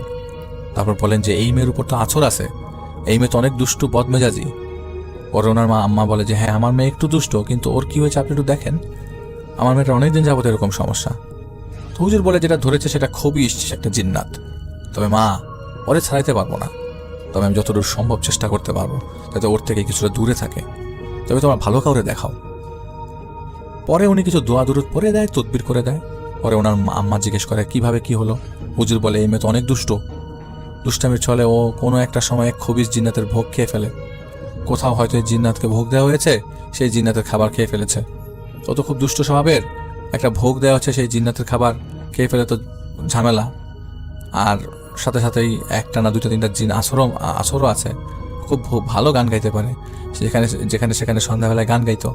করোনার মা জিজ্ঞেস করে এই সমস্যার সূত্রপাতটা কোথা থেকে। পরে হুজুর বলে আপনাদের এলাকায় একটা বট গাছ আছে, সেখান থেকে আর আসলটা বিলের থেকে।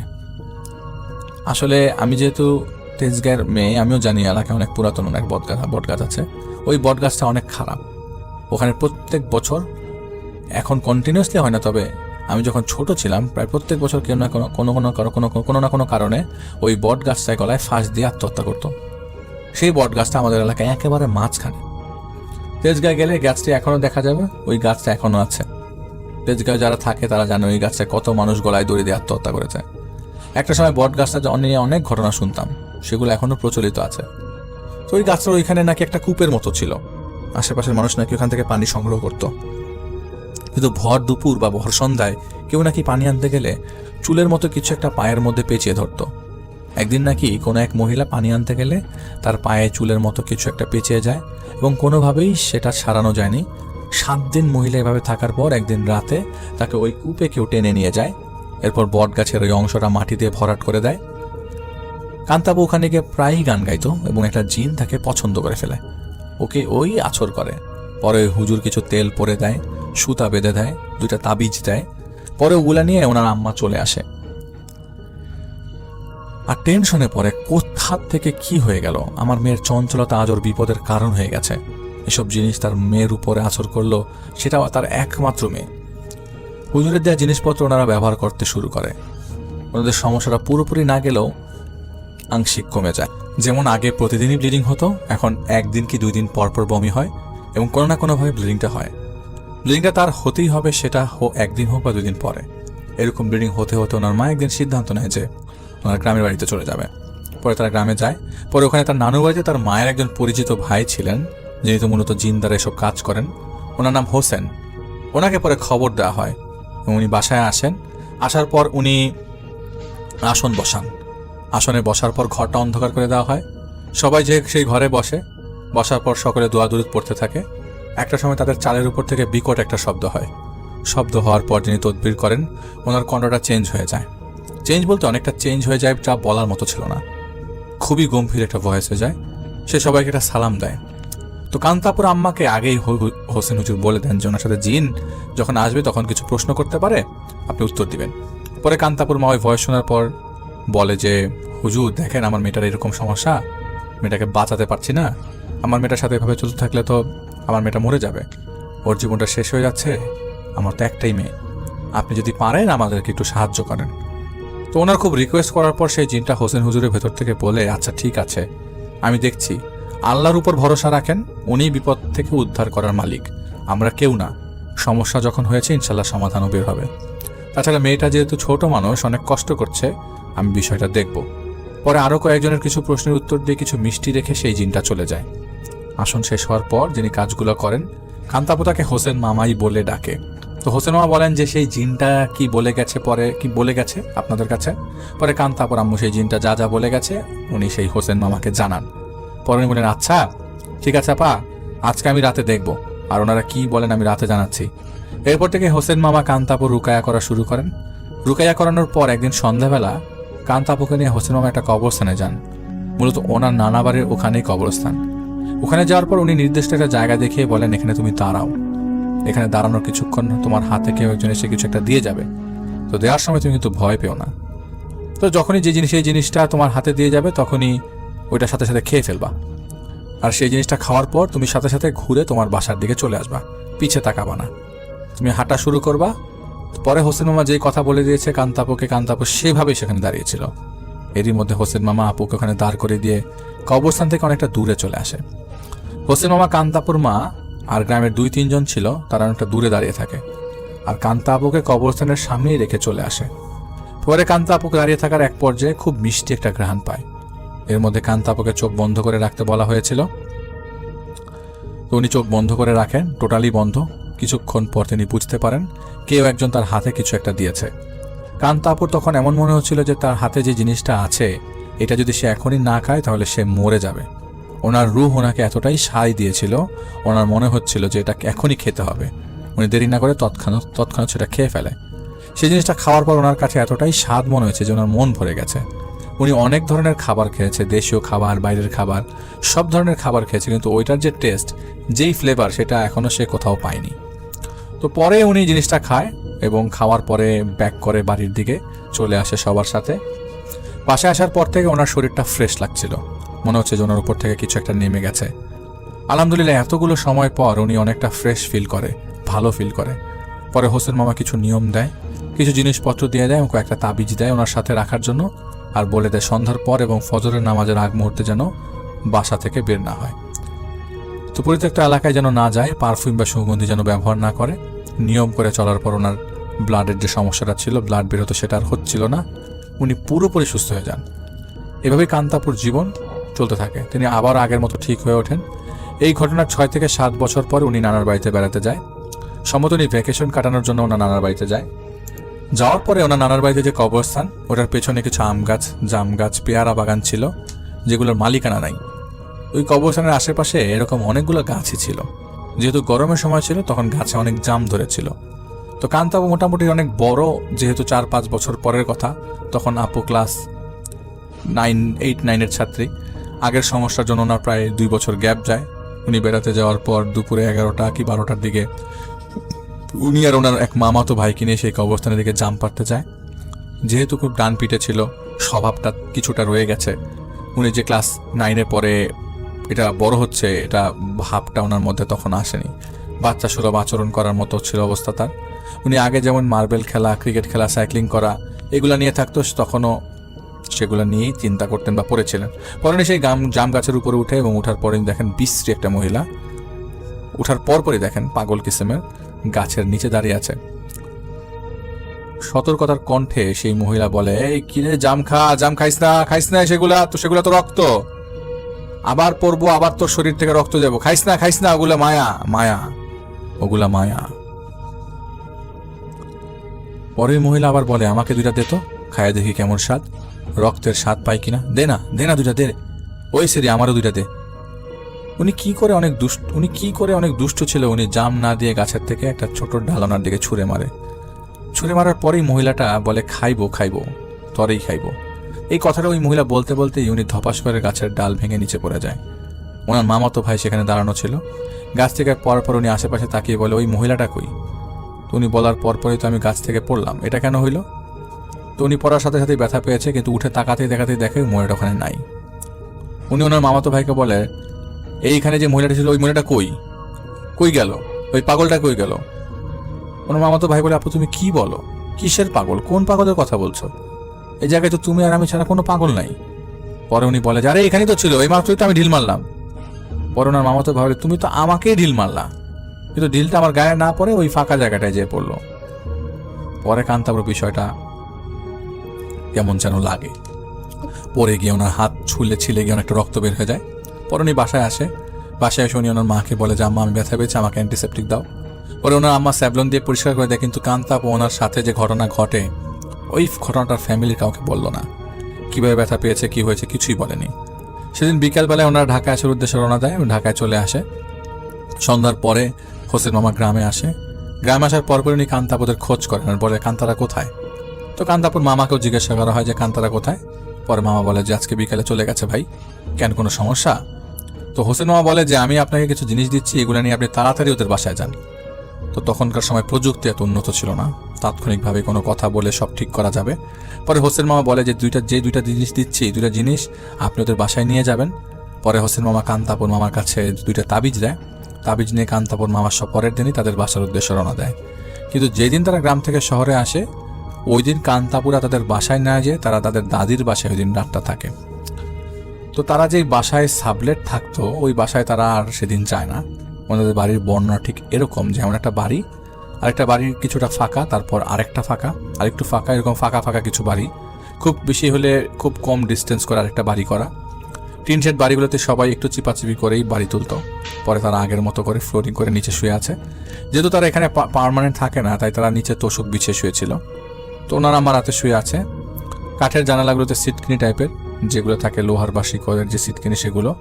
ওই সিটকিনিটা খোলার শব্দে কান্তাপুর মায়ের ঘুমটা ভেঙে যায়। ঘুম ভেঙে চোখটা মেলতে উনি দেখতে পায় একটা মহিলা পাগল টাইপের অবস্থা, মাথার চুলগুলো জট লাগানো, ওনার বডিটা বাইরে, মাথাটা জানালার ভেতরে ঢুকিয়ে রেখেছে। মহিলা ভয়ানক দেখতে, রাক্ষস বা দৈত্য টাইপের। কান্তাপুর আম্মা দেখেন মহিলা দাঁড়ানো আর দুইটা হাত জানালার ভেতর দিয়ে ঢুকিয়ে দিয়েছে। হাত দুইটা লম্বাভাবে ঢুকিয়েছে যাতে হাত দুইটা কান্তাপুর আম্মুকে ক্রস করে একেবারে কান্তাপুর গলার কাছে নিয়ে যায়। কান্তাপুর গলা অলরেডি ধরে ফেলেছে। এটা দেখে কান্তাপুর মা খুব ভয় পায়। ভয় পেয়ে জোরে চিৎকার করে। প্রথমে কান্তাপুর মা শোয়া ছিল, তার পাশেই কান্তাপুর শোয়া ছিল। চিৎকার দেওয়ার পর কান্তাপুর মনে হলো মহিলাটা জাস্ট একটা কাঠি জানলা দিয়ে ঢুকিয়ে তাড়াতাড়ি বের করতে গেলে যেভাবে টান দেয় ঠিক সেভাবেই নিজের হাতগুলোকে বের করে ফেলে। উনি খুব চিৎকার করতে থাকেন। নিচে যেহেতু ওনাদের কাঠের বাড়ি, তখন বন্যার সময় ছিল, কাঠের নিচে পানি ছিল। উনি চিৎকার করতে করতে ওনার শাশুড়িকে ডাকতে থাকে আর বলে যে দেখেন দেখেন আম্মা আমার মেয়েটাকে হয়তো নিয়েই যাচ্ছে, আমি আর আমার মেয়েটাকে হয়তো বাঁচাতে পারবো না। ওনার চিৎকার শুনে ওনার শ্বশুর শাশুড়ি এবং কান্তাপুর বাবা ছুটে আসে, এসে জিজ্ঞেস করে কি হয়েছে। পরে সব শুনে ওরা খুব চিন্তার মধ্যে পড়ে যায়। এর মধ্যে তারা সবাই খেয়াল করে কান্তাপু ঘুমিয়ে আছে। এইবার একটা বিপত্তি ঘটে যে ওনাকে ডাকাডাকি করা হয়, কিন্তু সে ঘুম থেকে ওঠে না। বেশ কিছুক্ষণ পর ওনাকে দোয়া দুরুদ পরে ফু দেওয়ার পর ওনার ঘুম ভাঙে। ঘুম ভাঙার পর ওনাকে জিজ্ঞাসা করা হয় তুমি কি ভয় পাইছো, তুমি কি ঠিক আছো? বলে হ্যাঁ আমি তো ঠিক আছি, কি হয়েছে আমার? তো কোনো রকম রাতটা পার হয়। সকালে কান্তাপুর মামা আসে, এসে বলে হোসেন ভাই কালকে আসছিল। পরে হোসেন ভাই দুটা তাবিজ দিয়েছে। কি হয়েছে কান্তার? পরে বলে যে ভাই এই সমস্যা, এইসব বিষয় হয়েছে রাতে। আমরা তো গ্রাম থেকে এসে আমাদের বাসায় না যেয়ে বাসায় আসি, পরে ঘুমাই গেছিলাম, তো এই অবস্থা হয়েছে গতকাল রাতে। পরে তাবিজ দুটা দেওয়ার পর উনি মোটামুটি সুস্থ হয়ে যায়। নিয়ম করে সবকিছু মেনে চলতে তেল পানি দিয়েছিল, পানি পড়া দিয়েছিল, এগুলো খাচ্ছিল। আর কিছুদিন পরে এলাকার একজন মহিলা মারা যায়। কান্তাপুর দাদি যদি কোনো মহিলা মারা যেত তাহলে সে তাদেরকে গোসল করানোর জন্য অন্য মহিলাদের সাথে ধোয়ানোর কাজে যেত। আর যেহেতু এটা সোয়াবের কাজ, আগের দিনের মানুষেরা এইগুলোতে একটু বেশি পারদর্শী ছিল। তো এখনকার সময় যেমন মানুষের মধ্যে একটা ডিস্টেন্স থাকে, তখন মানুষের মধ্যে আবার ওগুলো ছিল না। দূর থেকেও যদি কোনোভাবে খবর যেত অমুক এলাকায় কেউ মারা গেছে, আশপাশে 2-3 গ্রাম মিলে সবাই দেখতে আসতো। তো কান্তাপুর দাদি যখন গোসল করানোর কাজে যেত তখন কান্তাপুকে সাথে করে নিয়ে যেত। কান্তাপু তার দাদির সাথে এখানে সেখানে যেতে বেশ পছন্দ করত। এর মধ্যে 2টা তাবিজ, একটা কান্তাপুর গলায় ছিল আর একটা ছিল হাতে। লাশটা ধোয়ানোর পরে ওনার দাদি যখন চলে আসছে বাসায়, তখন হঠাৎ কান্তাপুর মা বলছে যে তোমার হাতের তাবিজ কোথায়? কান্তাপু হাতের দিকে তাকিয়ে বলে হাতেই তো ছিল, আমি তো কিছু করি নাই, আমি তো দাদির সাথে দাঁড়িয়েছিলাম লাশ ধোয়ানোর সময়। পর ওর দাদি বলে যে ও তো কিছু করে নাই, আর ও তো কোথাও যাওয়ারও ছিল না, ও তো কোথাও যায়ও নাই, ও তো আমার সাথেই ছিল। কান্তাপুর মা বেশ ভয় পেয়ে যায়, কি হলো এটা? এভাবে তাবিজগুলো হারিয়ে গেল। পরে কোনো একটা উপায়ে হোসেন মামাকে খবর দেওয়া হয়, কিন্তু হোসেন মামা কোনো একটা কাজে ঢাকায় আসেন। কোথায় যান, কোন এলাকায় যান সেই সম্পর্কে কিছুই জানে না কেউ। তাছাড়া তার বাড়িতে যেতে যেতে প্রায় 2-3 সপ্তাহ লেগে যাবে। তখন কান্তাপুর মা ভাবে এই অবস্থা উনি কি করবেন। ঠিক সেই দিন সন্ধ্যা থেকে তাদের বাসার নিচে মাংস পোড়ার গন্ধ শুরু। কান্তাপুর মা কান্তাপুকে নিয়ে তখন ওনার দাদার বাড়িতে চলে আসে একেবারে। যেহেতু আগের বাসাটাতেই সমস্যা দেখা দিয়েছে, তাই ওরা বাসাটা ছেড়ে দিয়ে দাদা দাদির বাসায় চলে আসে। আসার পর কান্তাপুর মাঠের পায় বিশ্রী মানুষ, পোড়া গন্ধ। উনি রুমে গেলে সেই গন্ধটা আবারও মেইন গেটের সামনে গেলেও সে একই গন্ধ পায়। গন্ধটা এতটাই তীব্র যে টিকা যাচ্ছিল না। আশেপাশের মানুষও পায়, কিন্তু তারা খুব কম পায় গন্ধটা। এর মধ্যে কান্তাপুর মা কি করবে, প্রতিদিন দোয়া কালাম পড়ছে, কিন্তু কোনো রকমই কাজ হচ্ছিল না।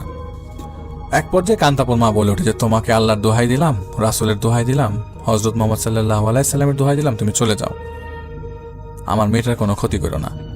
এটা যখন কান্তাপুর মা অনেকবার বলতে বলতে এক পর্যায়ে গন্ধটা আস্তে করে না রুমের নিচ থেকে মেইন গেটের সামনে চলে যায়। এবার যখন গেটের সামনে চলে আসে তখন গন্ধটা কিছু সময়ের জন্য ভ্যানিশ হয়ে যায়। তবে এর মধ্যে ফজর, জোহর, মাগরিব এই 3টার সময় আগে গন্ধটা পাওয়া যেত, এরপর পাওয়া যেত না। কোনো মানুষ পুড়ে গেলে যেমন শরীর থেকে ধোঁয়া উঠতে থাকে, ঠিক তেমনভাবে ধোঁয়া উঠতে থাকে। আর আত পোড়া মানুষের গন্ধ যেমন, ঠিক তেমন গন্ধ সবাই পেতে থাকে। কিছুদিন এভাবে চলে। একটা পর্যায়ে কান্তাপুর মা ভাবতে থাকেন যে এরকম কেন হচ্ছে, আর ভাবছে আবার হোসেন ভাইকে দেখাবে। আবার একদিন কান্তাপু আর কান্তাপুর মা শুয়ে আছে, ওই দিনও সেম ভাবে শুনতে পায় জোরে জোরে কেউ কাউকে থাপ্পড় দিলে যেমন শব্দ হয়, ঘুষি দেওয়ার যেমন শব্দ হয়, সেই শব্দ আসছে। ওনার ঘুম ভাঙার পর উনি কোনো রকম চোখ মেলে তাকায়। চোখ মেলে তাকানোর পর উনি দেখতে পারে যে কান্তাপু শূন্যের উপর ভেসে আছে, আবার নিচে পড়তেছে, আবার শূন্যে উঠতেছে। মনে হচ্ছে কেউ ওনাকে টেনে উপর উঠাচ্ছে, আবার থাপ্পড় দিয়ে নিচে নামাচ্ছে। কান্তাপুর পুরোটা বডি দিয়ে চুপচুপ করে রক্ত বের হচ্ছে, এতগুলো ব্লাড বের হয়েছে। এবার ওনার মনে আমার মার মনে অনেক কষ্ট যে আমার মেয়ের কি হলো, এত কিছু করলাম, এত লোক দেখালাম, সেগুলো থাকলো না, এখন কি করব আর কোথায় যাব।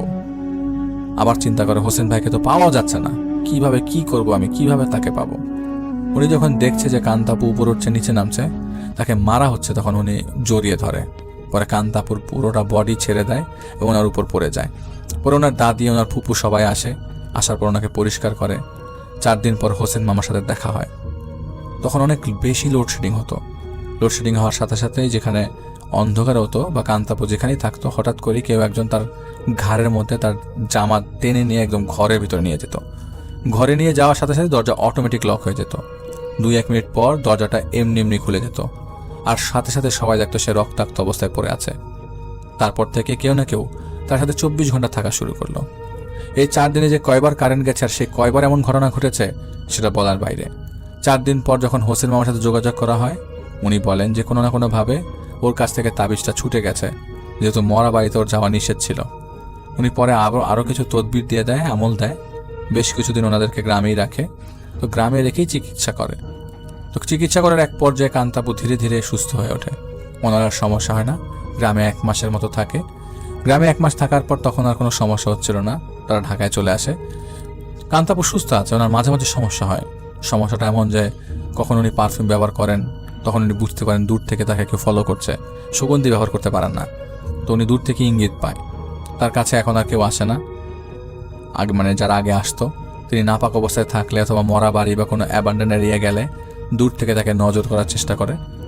উনি অনেক কিছু ফিল করতে পারেন, তবে সেটা অনেক কিছু দেখেন, তবে সেটা দূর থেকে। উনি এর মধ্যে আর কোনো তাবিজ ব্যবহার করেন না, যেহেতু বড় হওয়ার পর উনি জানতে পেরেছেন তাবিজ ব্যবহার করেন ইসলামের নিষেধ।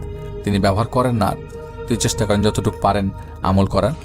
কতটুকু ভয়ের জানি না, তবে এটা একটা সত্যি এবং রিয়েল স্টোরি।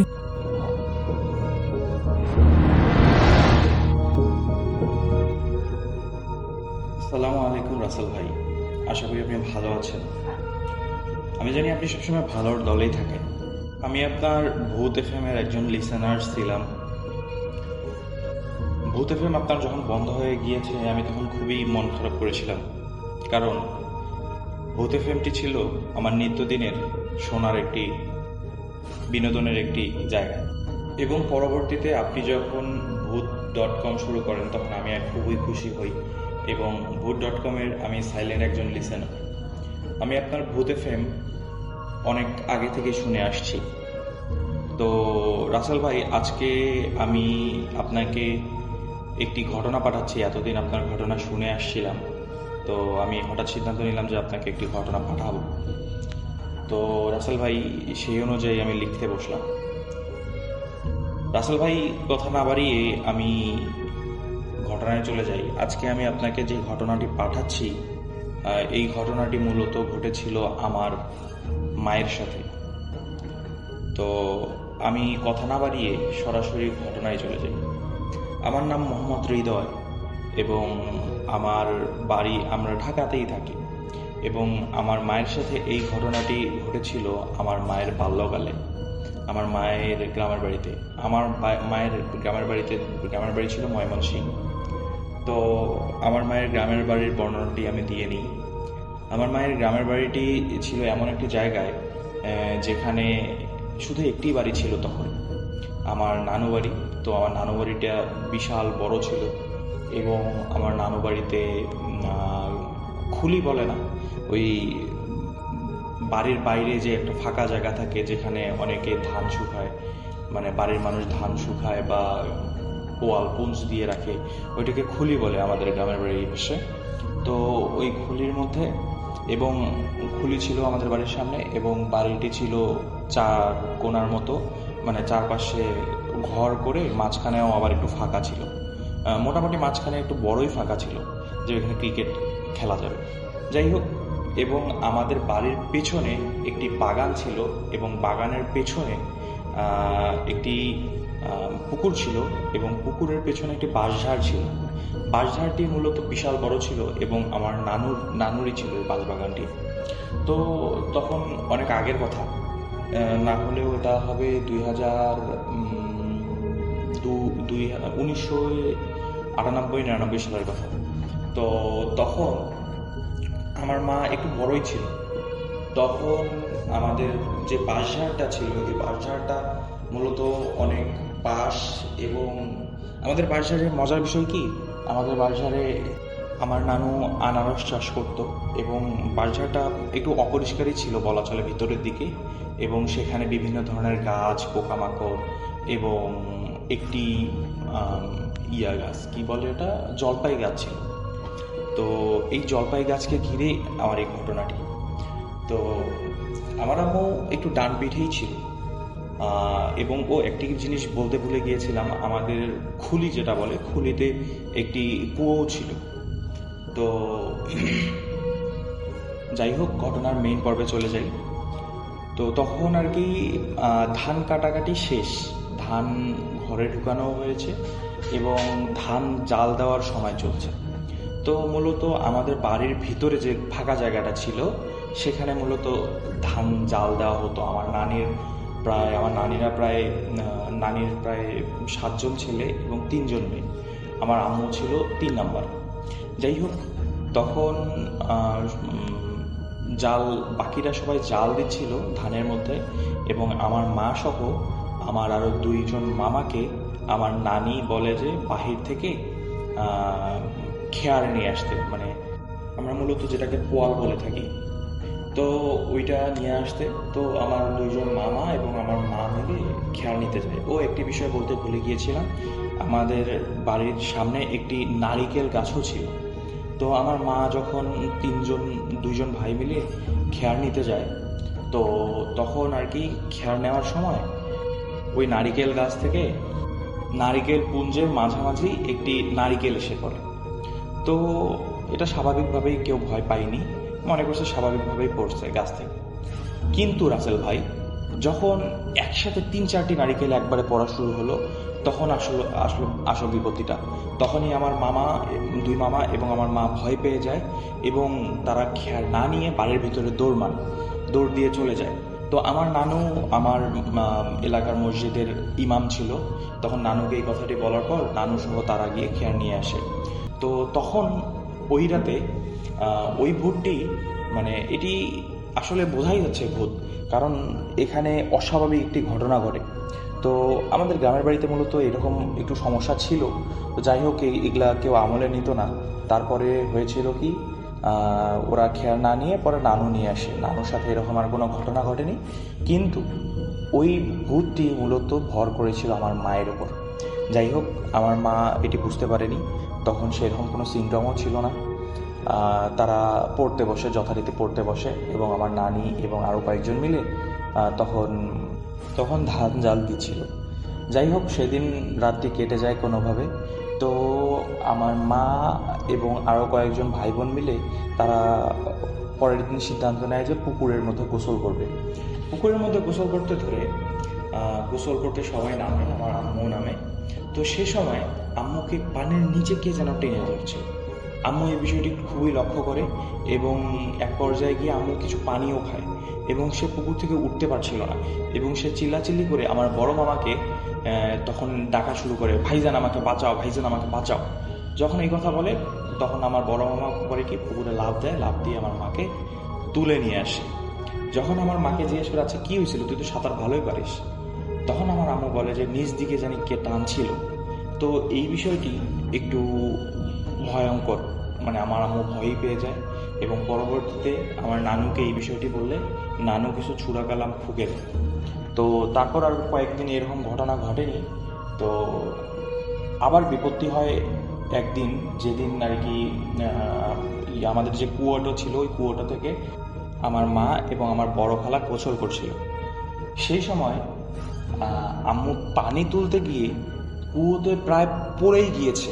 আম্মুর পা পিছলে কুয়োতে প্রায় পড়েই গিয়েছে, কিন্তু আম্মু পরবর্তীতে আমার খালামণি করে কি আমার আম্মুর হাত ধরে টেনে ধরে তিনিও তো তাকে টেনে তুলতে পারছিলেন না। আমার আম্মুর একটু মোটামুটি ওজন ছিল, তিনি স্বাস্থ্যবান ছিলেন। যাই হোক, পরবর্তীতে আমার মামাদের ডাকে এবং সবাই মিলে আম্মুকে কুয়ো থেকে টেনে তুলে। তো পরপর এই 3টি ঘটনা ঘটার পর আমার নানু একটু ভয় পেয়ে যায় যে আসলে আমার মেয়ের সাথে কি ঘটছে এই ঘটনাগুলো। পরবর্তীতে নানু করে কি বড় একজন আলেমের কাছে যায় এবং তিনি মূলত কবিরাজি বিষয়েও জানতেন এবং তিনি মূলত জিনদের সাথে কথা বলতে পারতেন এবং তিনি মূলত নানুর বন্ধুও ছিলেন।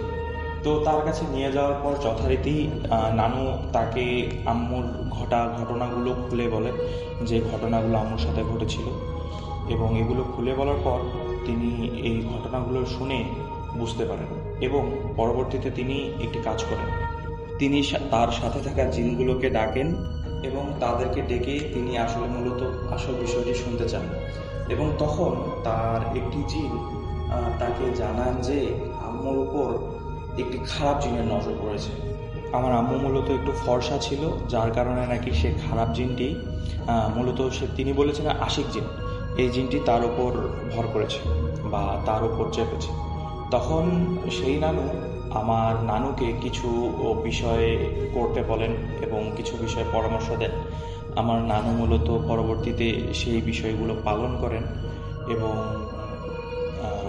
একটি তাবিজ বেঁধে দেন আমার কাঁধের মধ্যে বলতে হাতের ডানার মধ্যে।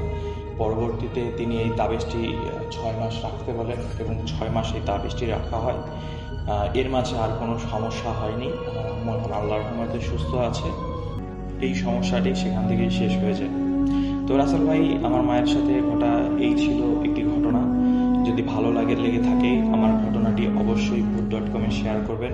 আমি আশায় থাকবো আমার ভয়েসটি যেন ভূত.com-এ শেয়ার করা হয়, এবং আমার ভয়েসটি যদি ভালো লেগে থাকে তাহলে অবশ্যই আমাকে জানাবেন। আমার কাছে আরও অনেক ঘটনা আছে, আমার নানুর সাথে ঘটা ঘটনা আছে এবং আমার নিজের সাথেও ঘটা একটি ঘটনা আছে। আমি অবশ্যই এটি ভূত.com-এ শেয়ার করার চেষ্টা করব। আমাকে সেই সুযোগটি দিবেন। এটি বলে আমি আমার ঘটনাটি এখানেই শেষ করছি। আল্লাহ হাফেজ। ভালো থাকবেন, সুস্থ থাকবেন।